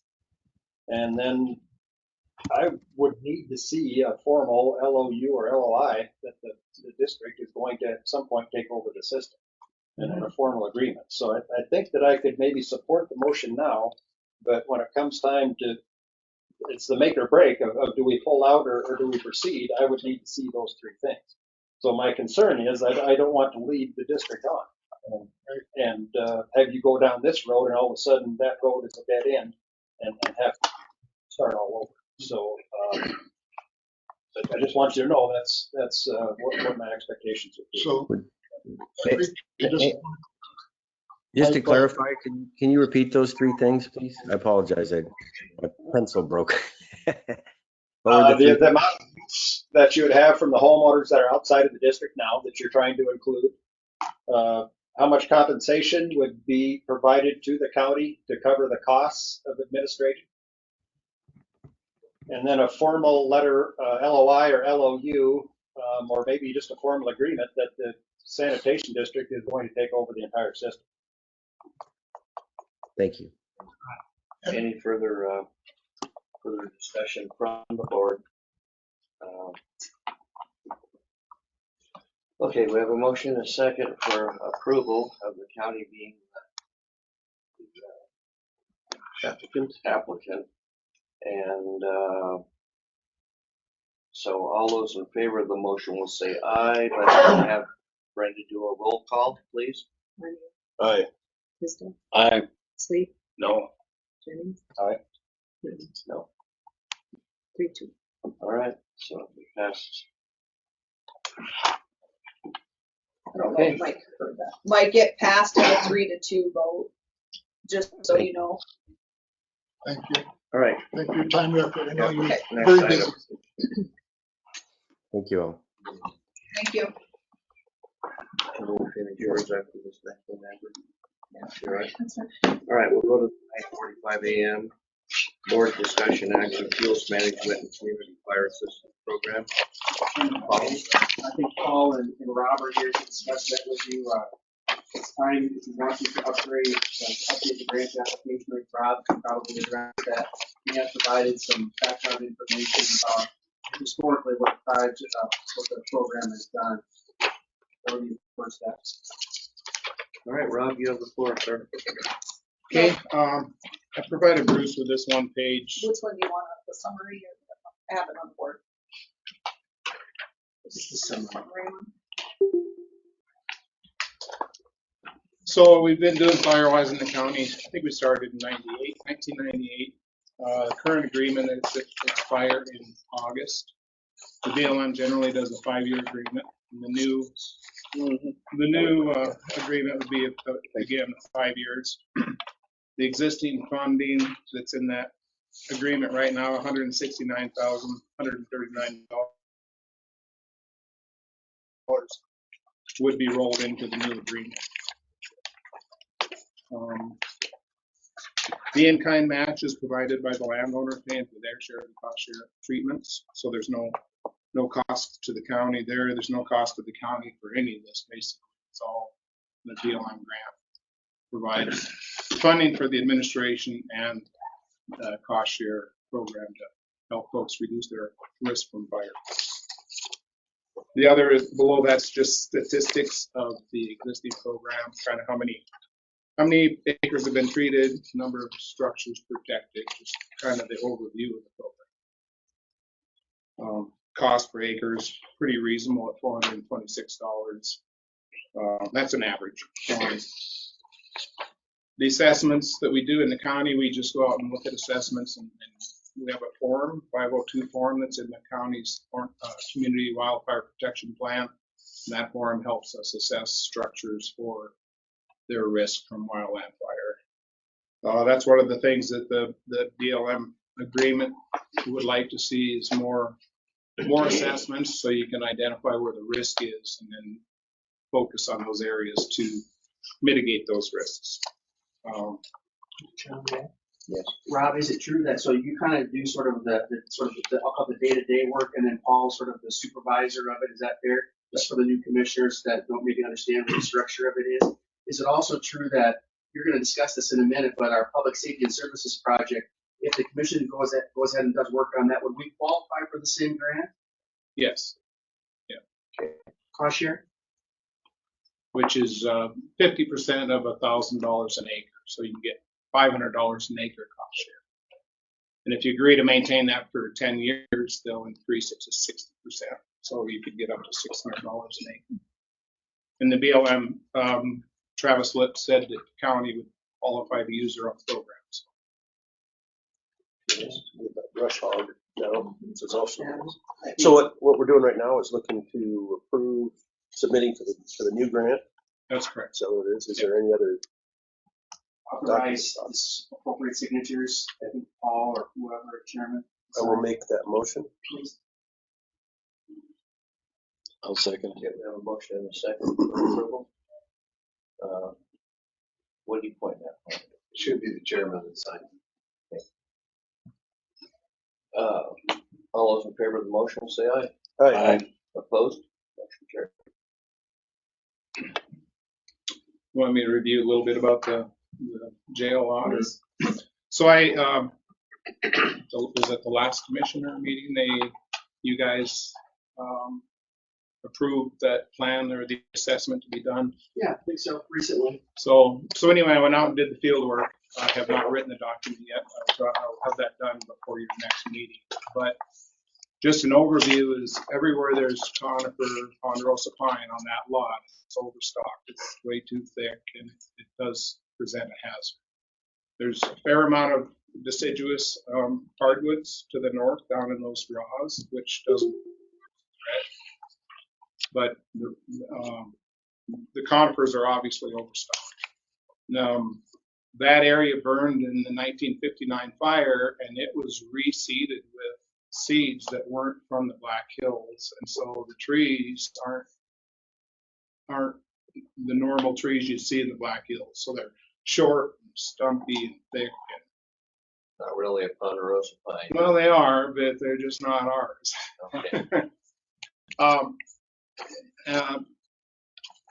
There's a lot of material that could be used for POL or products other than logs. So it's post and poles and firewood. There's not a lot of timber on the property. You probably wouldn't really even cut any of the timber. You'd probably thin the understory around it and leave the bigger trees. Are there a couple of treatment options, Rob? Could you describe those, or what's the preferred one? One option would be to go in with a masticator that just chews everything up and it just spreads everything out on the ground. But there's so much material that it would create a layer of material that the grass and the forbs wouldn't grow through it. It's too thick. And obviously, if you can cut the material and utilize it and get some kind of return out of it, then that helps offset the cost. I talked to one contractor, and he said the outlet for post and poles is kind of minimal, but he's got an outlet for all the firewood that you can sell or create. So, and that was just one guy I talked to. So he's got an outlet for that material. That's more of a preview of coming attractions. You'll have the plan and some recommendations for an upcoming meeting then? Well, generally the assessment's just going to talk about the work that needs to be done. I can visit with you and we could maybe request some bids from contractors and maybe come up with that list or whatever. I'm not sure. Okay. Because I wasn't sure. You probably have to go through a bid process, I'm sure, right? They have to. I think there's a 50. I have no idea what we're talking about with the cost, and I suppose that would be exclusive of any grant money that we get. I don't know that we could take that off. Does that make sense, Brenda? That we'd have to, it's $100,000, but if we got half price, it would still be, we'd still have to maybe bid it. So is there any way you can give us maybe some ideas of what the price would be? We can work at that. We'll come back to the commissioners at a later date. Yeah, we'll have to get the document put together first and then provide that out to some contractors and see what they think. All right. So, anything else? Nope. I had one thing there. You say it's probably seeded in from different kind of vines from another area. Well, they don't grow the same under the same conditions, so that might be part of the problem. It could be, but I know in the documentation of the 59 fire, they provided information that the seeds didn't come from the Black Hills. Yeah. Now, whether or not it's just because they weren't thinned or managed, and if you thin it and manage it, they'll still grow up and be nice ponderosa pine. Yeah. But when they're left unmanaged, they're just real thick and they're not growing. And because just like any other stand, if you let it get too thick and it just becomes kind of decadent and it doesn't do anything. Well, I'm just concerned about that statement because there's pine that grow in this area too. If they're just too thick, where they don't do as good, then that doesn't matter what the seeds are. That's true. That's true. Yeah. Okay. Further questions for Rob? Seeing none, thank you, sir. Thank you. Amber, we'll go back and finish up your discussion before we anything from the public. So I guess we were talking about the vacation home rental policy, just trying to get an idea where you want me to go with it. I made myself a note, obviously, like every year I've kept it on the list to discuss. I think that's where we need to leave it for this time. But I don't know. I know Eric was in the middle of kind of saying something with that, and we moved on, so I don't know for sure All right, Eric, where did that's you have at. some more follow-up? I don't know that I do. I have the same concerns about doing inspections with the amount of time that would take.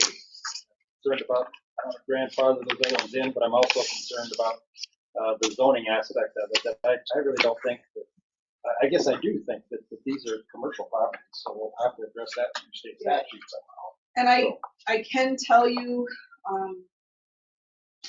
this is not just, I know a lot of people say, well, it's just a Hills problem. It's not. It's City of Sioux Falls is having the same issues. They're in the midst of looking at stuff too.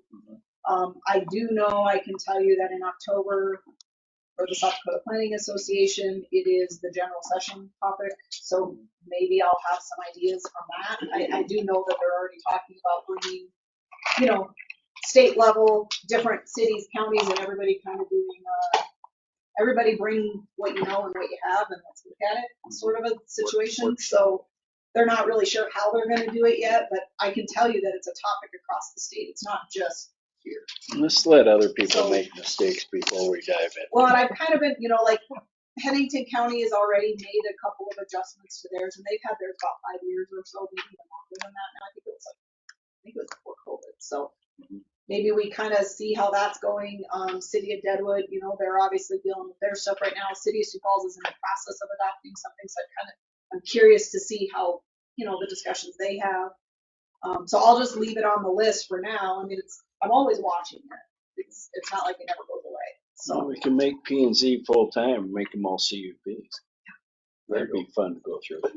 Amber, I've got one question here, looking through your minutes.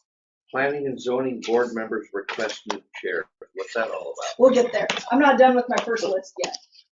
So number 4 was discuss the temporary second residence for new homes. We're already in the process of that. So it's actually going to be in front of you guys next month. Planning and zoning did informational. They scheduled a public hearing for the March meeting. It's the same thing we had talked about before, but just so you know that it's coming up, there's some additional stuff there. And that's basically the 2 temporary residences that we issued temporary use permits for. We're putting it in the ordinance, saying that it's even allowable to go through the process. It's in there now, but you guys have to adopt it, then we have to put it in. So it's in that process. They looked at it last, and planning and zoning did recommend to move it to public hearing. So March meeting will be a public hearing.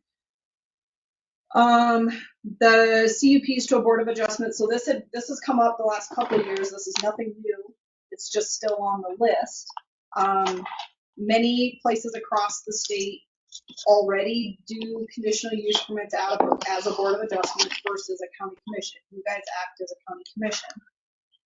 So it's kind of always been on the list of your decision again, how you want me to go about it. I don't want to spend time on rewriting it. So far, you've just left it alone. The conditional use permit process is what it is. There was lots of discussion at planning and zoning, and it kind of went back and forth. I think that's why I provide the minutes so you could see that. It doesn't matter to me. The process is process. It's really up to you guys. I just think it's a big change if you go to a board of adjustment, just because that's never how we've done it here. It's always been a conditional use permit. Now the CUP process, we did lots of research on that. It used to be way back when the CUP only had 1 public hearing. Legally, you don't have to notify anybody within 500 feet. We checked the state law. It's just adjoining loaners. It doesn't have to be that 500-foot buffer. We've always done that because it's really hard when we have multiple processes, because we're dealing with so many applications in our office. It's hard when you aren't treating them the same. So probably 10 or more years ago, we made the changes only in the CUP process, so it's a 500-foot buffer. Because in all honesty, if they're adjoining, 500 foot is usually all you're adjoining. I mean, for the most part, it's just easier for people to understand a 500-foot buffer. And when we do the math, it's just, she just draws a 500 foot all the way around, and that includes all of your adjacent landowners, and then provides an Excel spreadsheet for notification purposes. That's what we do now. It's up to you guys if you want to shorten the CUP process. You only have to hold 1 public hearing. We just have always done 2. We can we can design how we want this to go till it gets to the board of adjustment. So as far as planning and zoning, the way I see it, planning and zoning can still conduct public hearings on sites all of that, still notify people within the 500 so that the general public has an opportunity to come forward and voice their opinions. Once it gets to the county, if we have a room full of people on a CUP, we can, I think it would be up to the chairman to let some of those people speak. But once you go into Board of Adjustment and dispense with county and go to Board of Adjustment, then the decision will be made on that board. Am I wrong? Well, we would, but my question is in order, if that's the way the commission wants it to go, we do have to change our ordinance, because that's not how the ordinance is Oh, I right now. understand that. So we would have to go through it, but I don't know why you would do that if you can, but I don't know why you would. If you look at a variance, it's kind of similar. Let me go into something here. Because I did some more research on this. This had come up, this came up back when I was in planning zone. And there's been quite a few statutes that I hadn't reviewed, that I reviewed over the weekend, because it's been brought up to me by somebody else, that change that contemplate that the Board of Adjustment handles conditional use permits because they're an allowed conditional use. They're not creating law. They're an administrative function is what they are, which is what the Board of Adjustment handles. I don't see a problem with going to that. And I don't see a problem leaving the conditional use permit process exactly the same. It does a public hearing of planning and zoning. The recommendation, it comes to county commission, or it comes to the county commission, that goes into the Board of Adjustment, has a public hearing, then makes a decision that way. So that the process would be exactly the same. It's just then basically the decision would be done as an administrative allowed conditional use and not as a change of use or a legislative action. Now, what the long and the short of what that means is the appeals process goes to court instead of to an election. So if somebody doesn't like that I'm doing an Airbnb, I get a conditional use permit to do that, and it's allowed in that zoning instead of them have an election to say we don't want that in my neighborhood. That they go to a court and say, this is what my concerns are. And like I say, in state statute, they've amended that quite a bit in the last. I was going to say 5 years. They started doing amendments on it when I was clear back then, because they were trying to figure out how to handle this. And now when you read it, it really does it steers it kind of directly that it should be under the Board of Adjustment and not the county commission acting as the county commission. And specifically the part that I see in there is there's actually a specific statute that says when the Board of Adjustment makes decisions on conditional use permits, the supermajority is not required. It's the simple majority. But they specifically have one section in statute that says that specifically about conditional use permits. Because everything else by the Board of Adjustment takes a 2/3 to override an administrative decision. But this is not an administrative denial. It's an administrative approval in theory, but with conditions, because it is an allowed use with conditions in certain zoning districts. So it makes sense to me. Going back and reviewing it, I wasn't sure at first, and when I went back, I spent a couple hours on this week and looked through statutes. It's like they really did gear it that way. Did you have more to add, Bruce? I think everything that's been said is true. We would have to make some adjustments in our ordinance to accommodate that. We could still accommodate the planning and zoning process, but then change the approval process to be the county commission, probably acting as Board of Adjustment. It wouldn't necessarily have to be the county commission. You could have the planning and zoning board be the Board of Adjustment. I think some counties, East River, as I understand it, have a completely separate Board of Adjustment. And then they might even build in an appeal process where you can appeal that. I don't know. I'm not sure exactly. Yeah. But there's any number of different ways it can be done, but we would have to make some changes. But everything Brandon has said is accurate.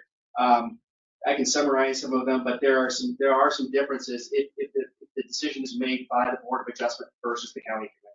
There are some impacts to that. And I think the only thing that this is, because this has been the back and forth, is there's been some discussion about, right now conditional use permits take an informational meeting, a planning and zoning public hearing, a county commission public hearing. And in statute, conditional use permits only need one public hearing.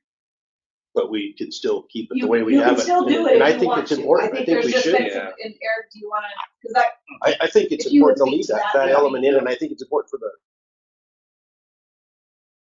the planning and zoning board to come up with at least the initial conditions, because that's really what they do. You know, in my opinion, they're the board that says these are the things at minimum that need to be in place to make sure to And protect the the public in that involved. zoning district. I- And then if we have additional ones we want to add, we can. Yeah, But I mean, I think that process I think is important. And make changes myself.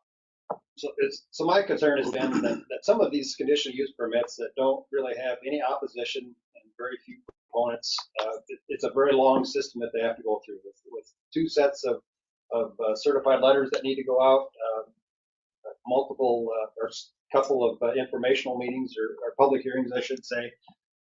Is it possible to have some flexibility in there to where the issues that are going to have a lot of proponents and opponents, be able to stretch that out to multiple public meetings, and these other ones that don't have any issues, they can be streamlined. So that's one thing, and then the other, the public notice part of it, and sending out certified letters. We did talk about that. Yeah.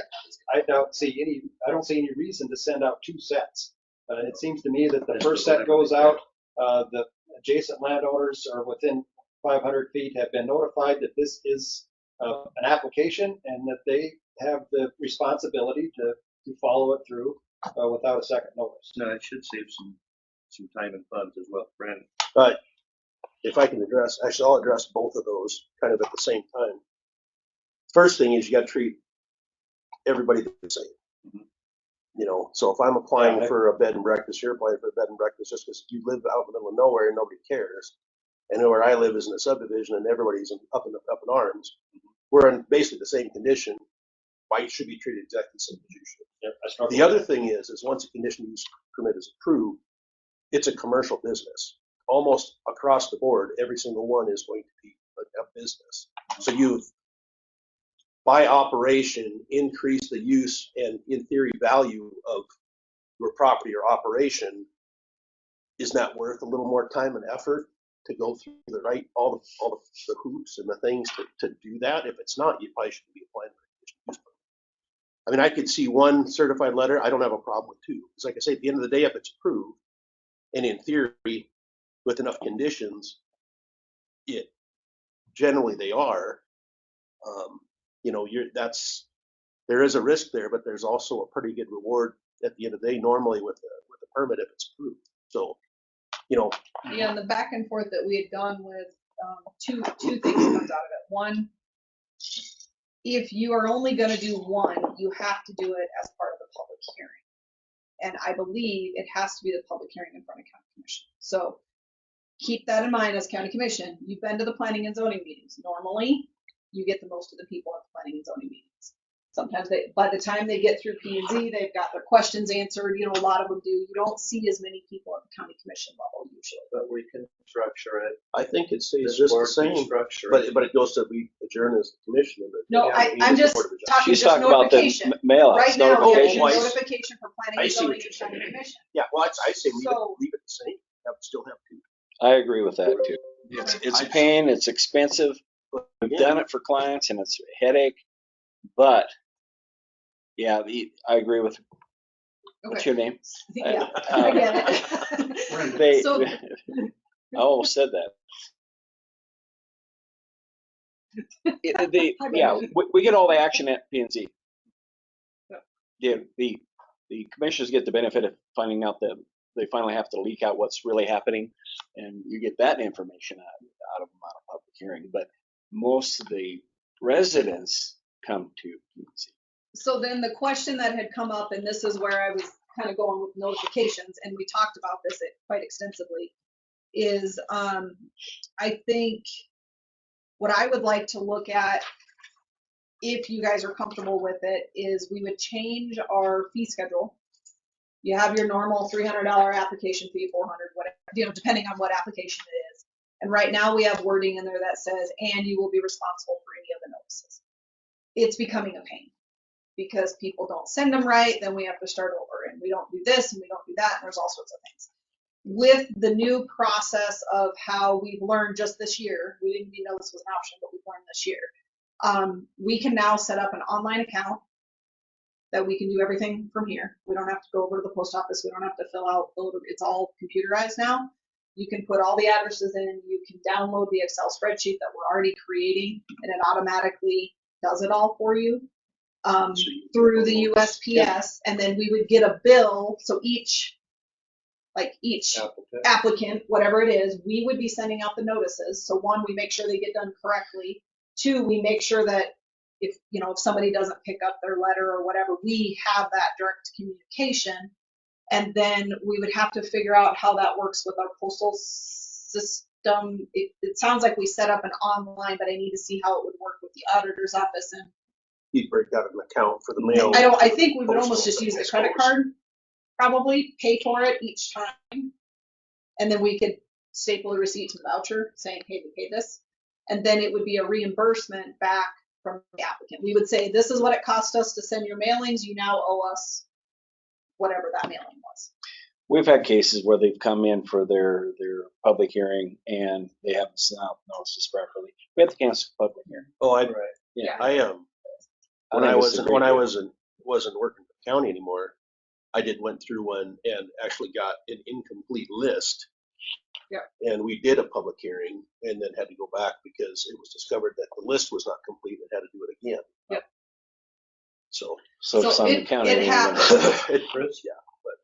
I think to Commissioner Jennings' point and to Brandon's point, I agree. It's difficult to treat similar things differently, if not impossible. The one thing is if you can identify a class of CUPs, there is an opportunity to call that. I'm going to use special use permit. Exactly. Or temporary, like what she does. Exactly. So I mean, it would be like the allowed special uses, or temporary use. So as an allowed special use, if I'm saying that correctly, it has conditions baked into it. And so as long as you meet those minimum conditions, then Amber theoretically has administrative approval to grant that. Oftentimes it puts her in a difficult spot, depending on what it is. But that is one way that we might be able, if we could identify a classification, like if it's going to be, this might be a really bad example, campgrounds less than 5 campers or something like that, then there is a possibility that we could find something. So you're like your temporary use permits are a special use permit. So like the ones that we're doing for the temporary second residences, those guys don't have to go through a public hearing. It just comes before the commission if I'm not comfortable issuing. Yeah. But I have issued some on my own accord just based on, okay, we've issued a couple like this, it's okay to issue it. We have special use permits for wind energy. Like if they meet all the conditions, they don't have to come forward.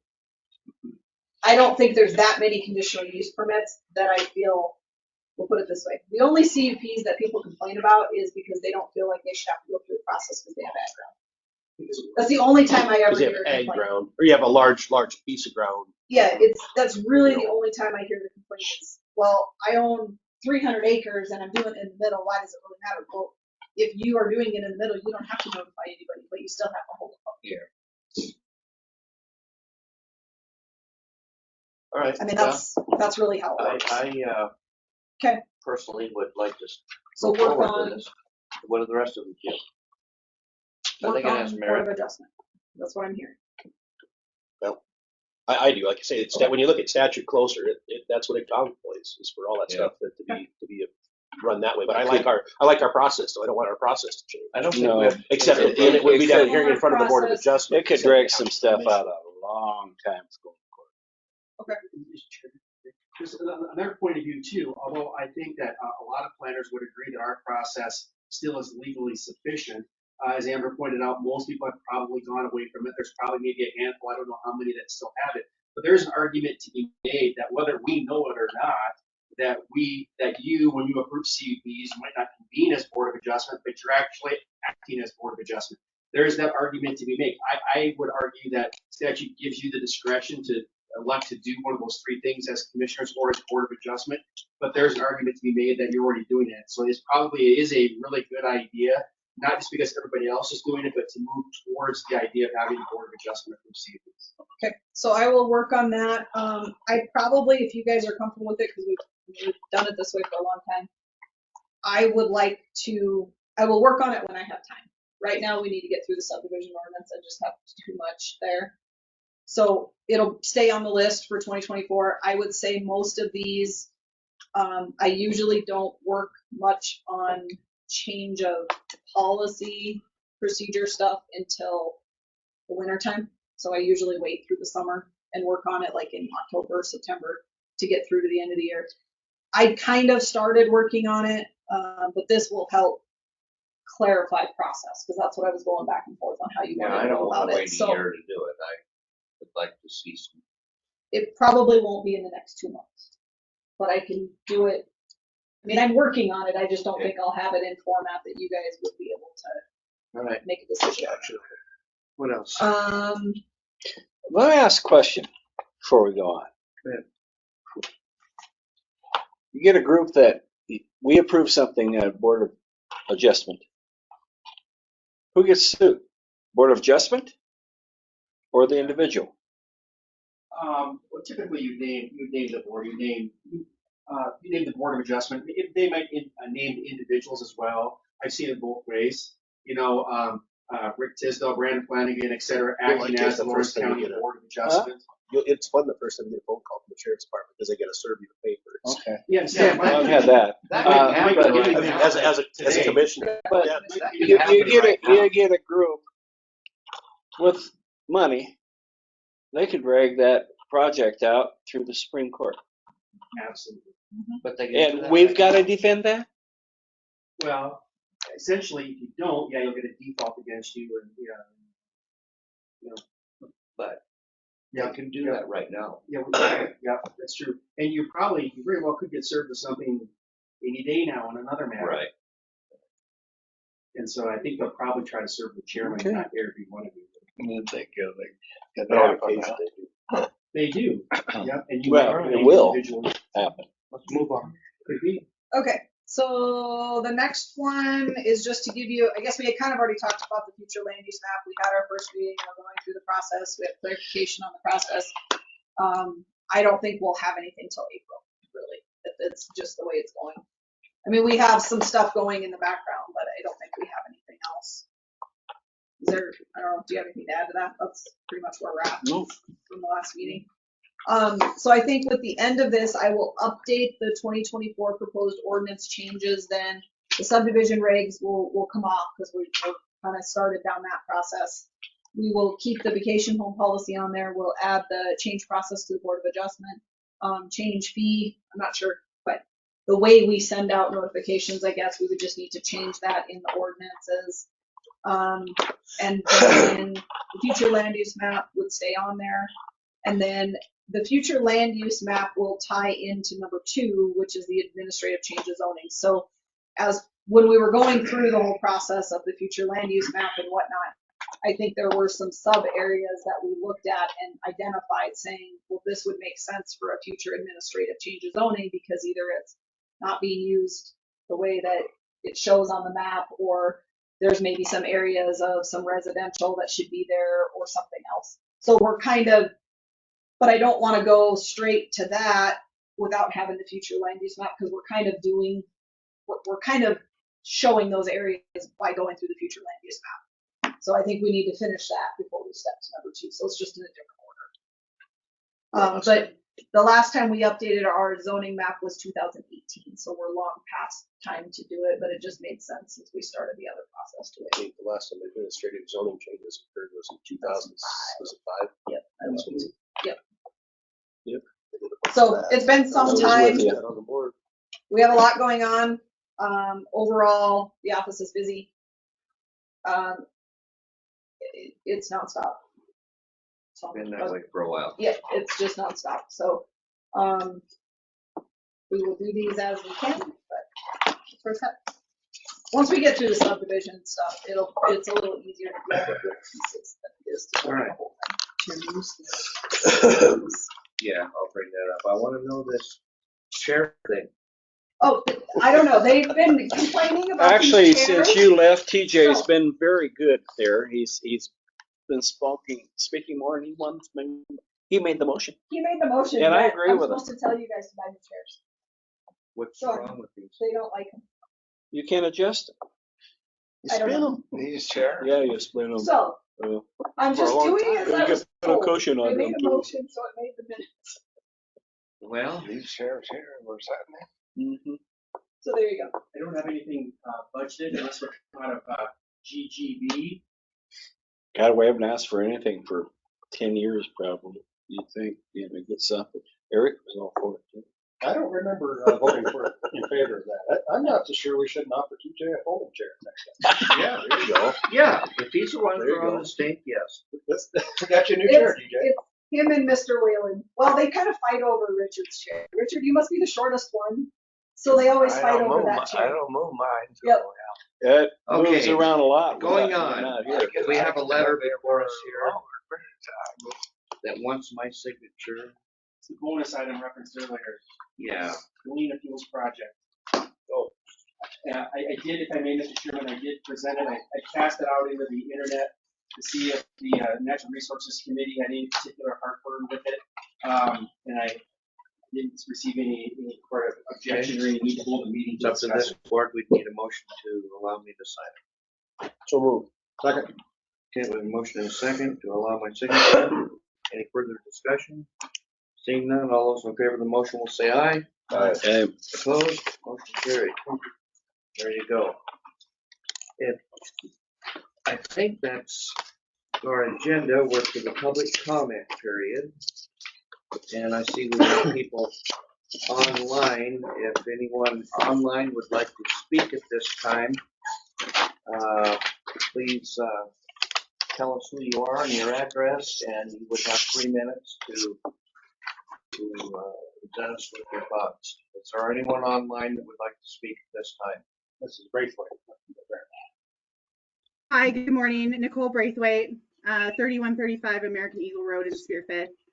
I just wanted to give a quick comment and say thank you to Mr. John Bay for his work on the Maitland Road bridges. And thank you to all of you for passing the motion today to put in the bypass. I believe I understood all that correctly. There are currently at least 3 families up here who are impacted by the buses not being able to cross over that second bridge into our area.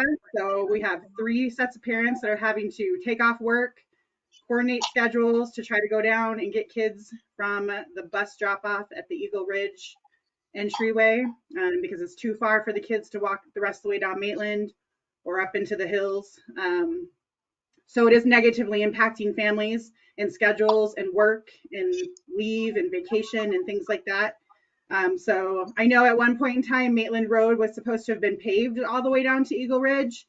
And for whatever reason, you guys backed out on that. I really hope that this doesn't happen with this bypass. We really need this put in by this summer so that our kids can have access via the bus. And we're not dragging this out for years and years, trying to schedule and reschedule to go get kids at a bus stop that's incredibly inconvenient for a few families up here. So thank you for your time. All right, thank you. We are gonna, John's gonna take care of this bypass as quickly as possible, so thank you. Anyone else online want to address the board? Okay, I'm not seeing anything. How about in the body of our audience? Sir? Yes. Name and address, please. Jim Smith, 12182 Washington Loop, Boulder Canyon subdivision. Okay. Couple clarifications regarding the Apple Springs Water Sanitary District. In their presentation, they claim 77 lots under 1 acre have septic systems. 80% of them are in violation of state law. They misrepresented that statement. Under South Dakota Administrative Law 7453-0116, minimum lot size required. It does state 1 acre for minimum. They didn't tell you the second part of that administrative rule. Anything 20,000 square feet and larger up to 1 acre can have a septic system if there is no public well. I understand Mr. Ewing, Chairman Ewing, it is a great opportunity to get that grant. Nobody was told. We, Boulder Canyon, across the highway, not one resident was notified by Mr. Shore or his corporation. We have a problem with that. I just happened to find out about this Friday afternoon. Started doing my own homework.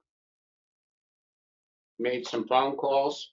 Boulder Canyon or Boulder Park Water Users Association has 2 wells. One is over 900 feet and another one is over 500 feet. We have ample water supply for Boulder Park and Boulder Canyon. Everybody, yes, is on a septic system, and all of those septic systems have been approved by this county.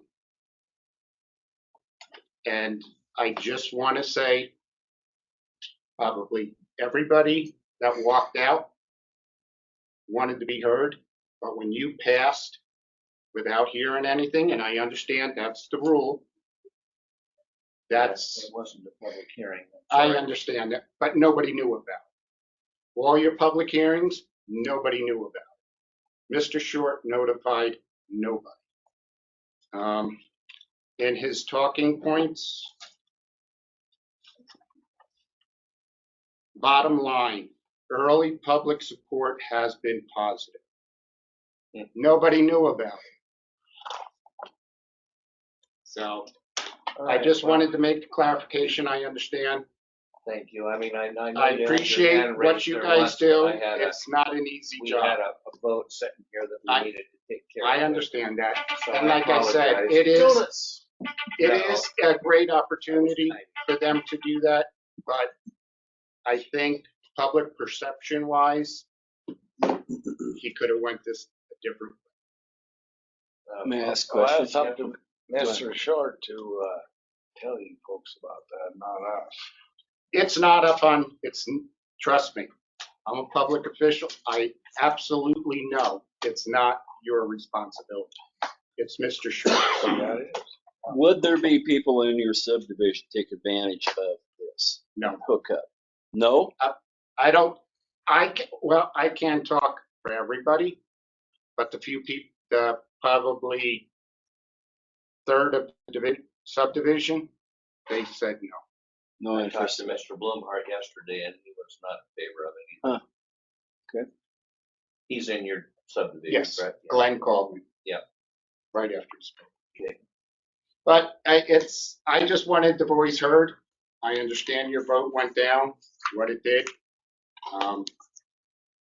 It's a great opportunity for Mr. Short, and also sitting through the whole commission, I understand everybody's opinion on Airbnbs because Apple Springs has a high number of Airbnbs. And my concern would be what the strain for those Airbnbs, and I know I'm coming short to my time, what those Airbnbs would do to that sanitary system. And I'm sure that's one of the main reasons why they're trying to do what they're doing. All right. Thank you. Thank you, folks. Thank you. Have a great day. Okay, seeing no one further in the public, we'll go to items from commissioners. I'd just like to comment, Mr. Chairman, that I appreciate that we're taking a look at some of these ordinances and the processes that we do. And, you know, one thing that I always look at when I'm involved with an organization, such any organization, is complacency and making sure that we don't just keep doing things the way we've always done them, and that we're always looking at them to make sure that they're still appropriate, so it's still fresh and still meeting the needs, in this case, of our taxpayers. So I understand that it takes a lot of staff time, and they already have a full workload, and we're asking them to do additional things, but I think it is important that we do these things to continue to operate efficiently and effectively. Okay. I'd piggyback on that with Amber. She has done an excellent job keeping a list every year, throughout the year, of things we've kind of grumbled about, didn't work quite right. We've adjusted them every time. So, yeah. Get TJ Totally along, agree. Sheriff. Is there enough in the budget to get a folding chair? I'll donate to it. I was gonna say, we might have one in our garage. This is why I made the minutes finally, because I've heard it every single meeting for like 8 meetings. So I said, fine, then we'll just make it. It's my son that's grumbling. So we'll fix him up. He's much better at that position than somebody else ever was. So. All right, is there anything else from the board this morning? Yeah, I have one thing here. I'm supposed to be the alternative on the planning and zoning, and we just well go straight to the commission and forget the planning and zoning. There's 3 people on there, and there shouldn't be. 2 is more than enough. Well, I don't know. I think it's working the way it is, and we do our board appointments in January. And, so you don't think we need 2 commissioners on there? Is that what you're saying? Well, there's 3 on there now. As Richard, his point is, he's an alternate on that Right. for the county commission. That's if one of you can't be there. For the county commission, and he's concerned we don't need that. So that's what he's saying. Yeah, we've always had 2 on there, but not 3. Yeah. Well, but the thing is though, is you're only supposed to come if one of them calls me and says, hey, I can't make it. Then I notify you, and you would take their place if they can't be there. That's right. If they call. So we still only have 2. They're usually not there. I always let you know if they're not going to be there. If I know before the meeting that they're not going to be there, I always let you know. And I guess I would say that my opinion would be to leave things alone this year and see how it works. Well, that's fine. I wanted to bring it up because it's never been that way before. No, and I like to go. I don't know like Rick does. I don't know as much about planning and zoning or the particulars. There's a lot of people here would. But any of us can sit in the audience and attend any meeting if we want. All right. Anything else? Motion adjourned. Okay, we are adjourned. 10:40. I'm going to approve the meeting online. Yes, I'm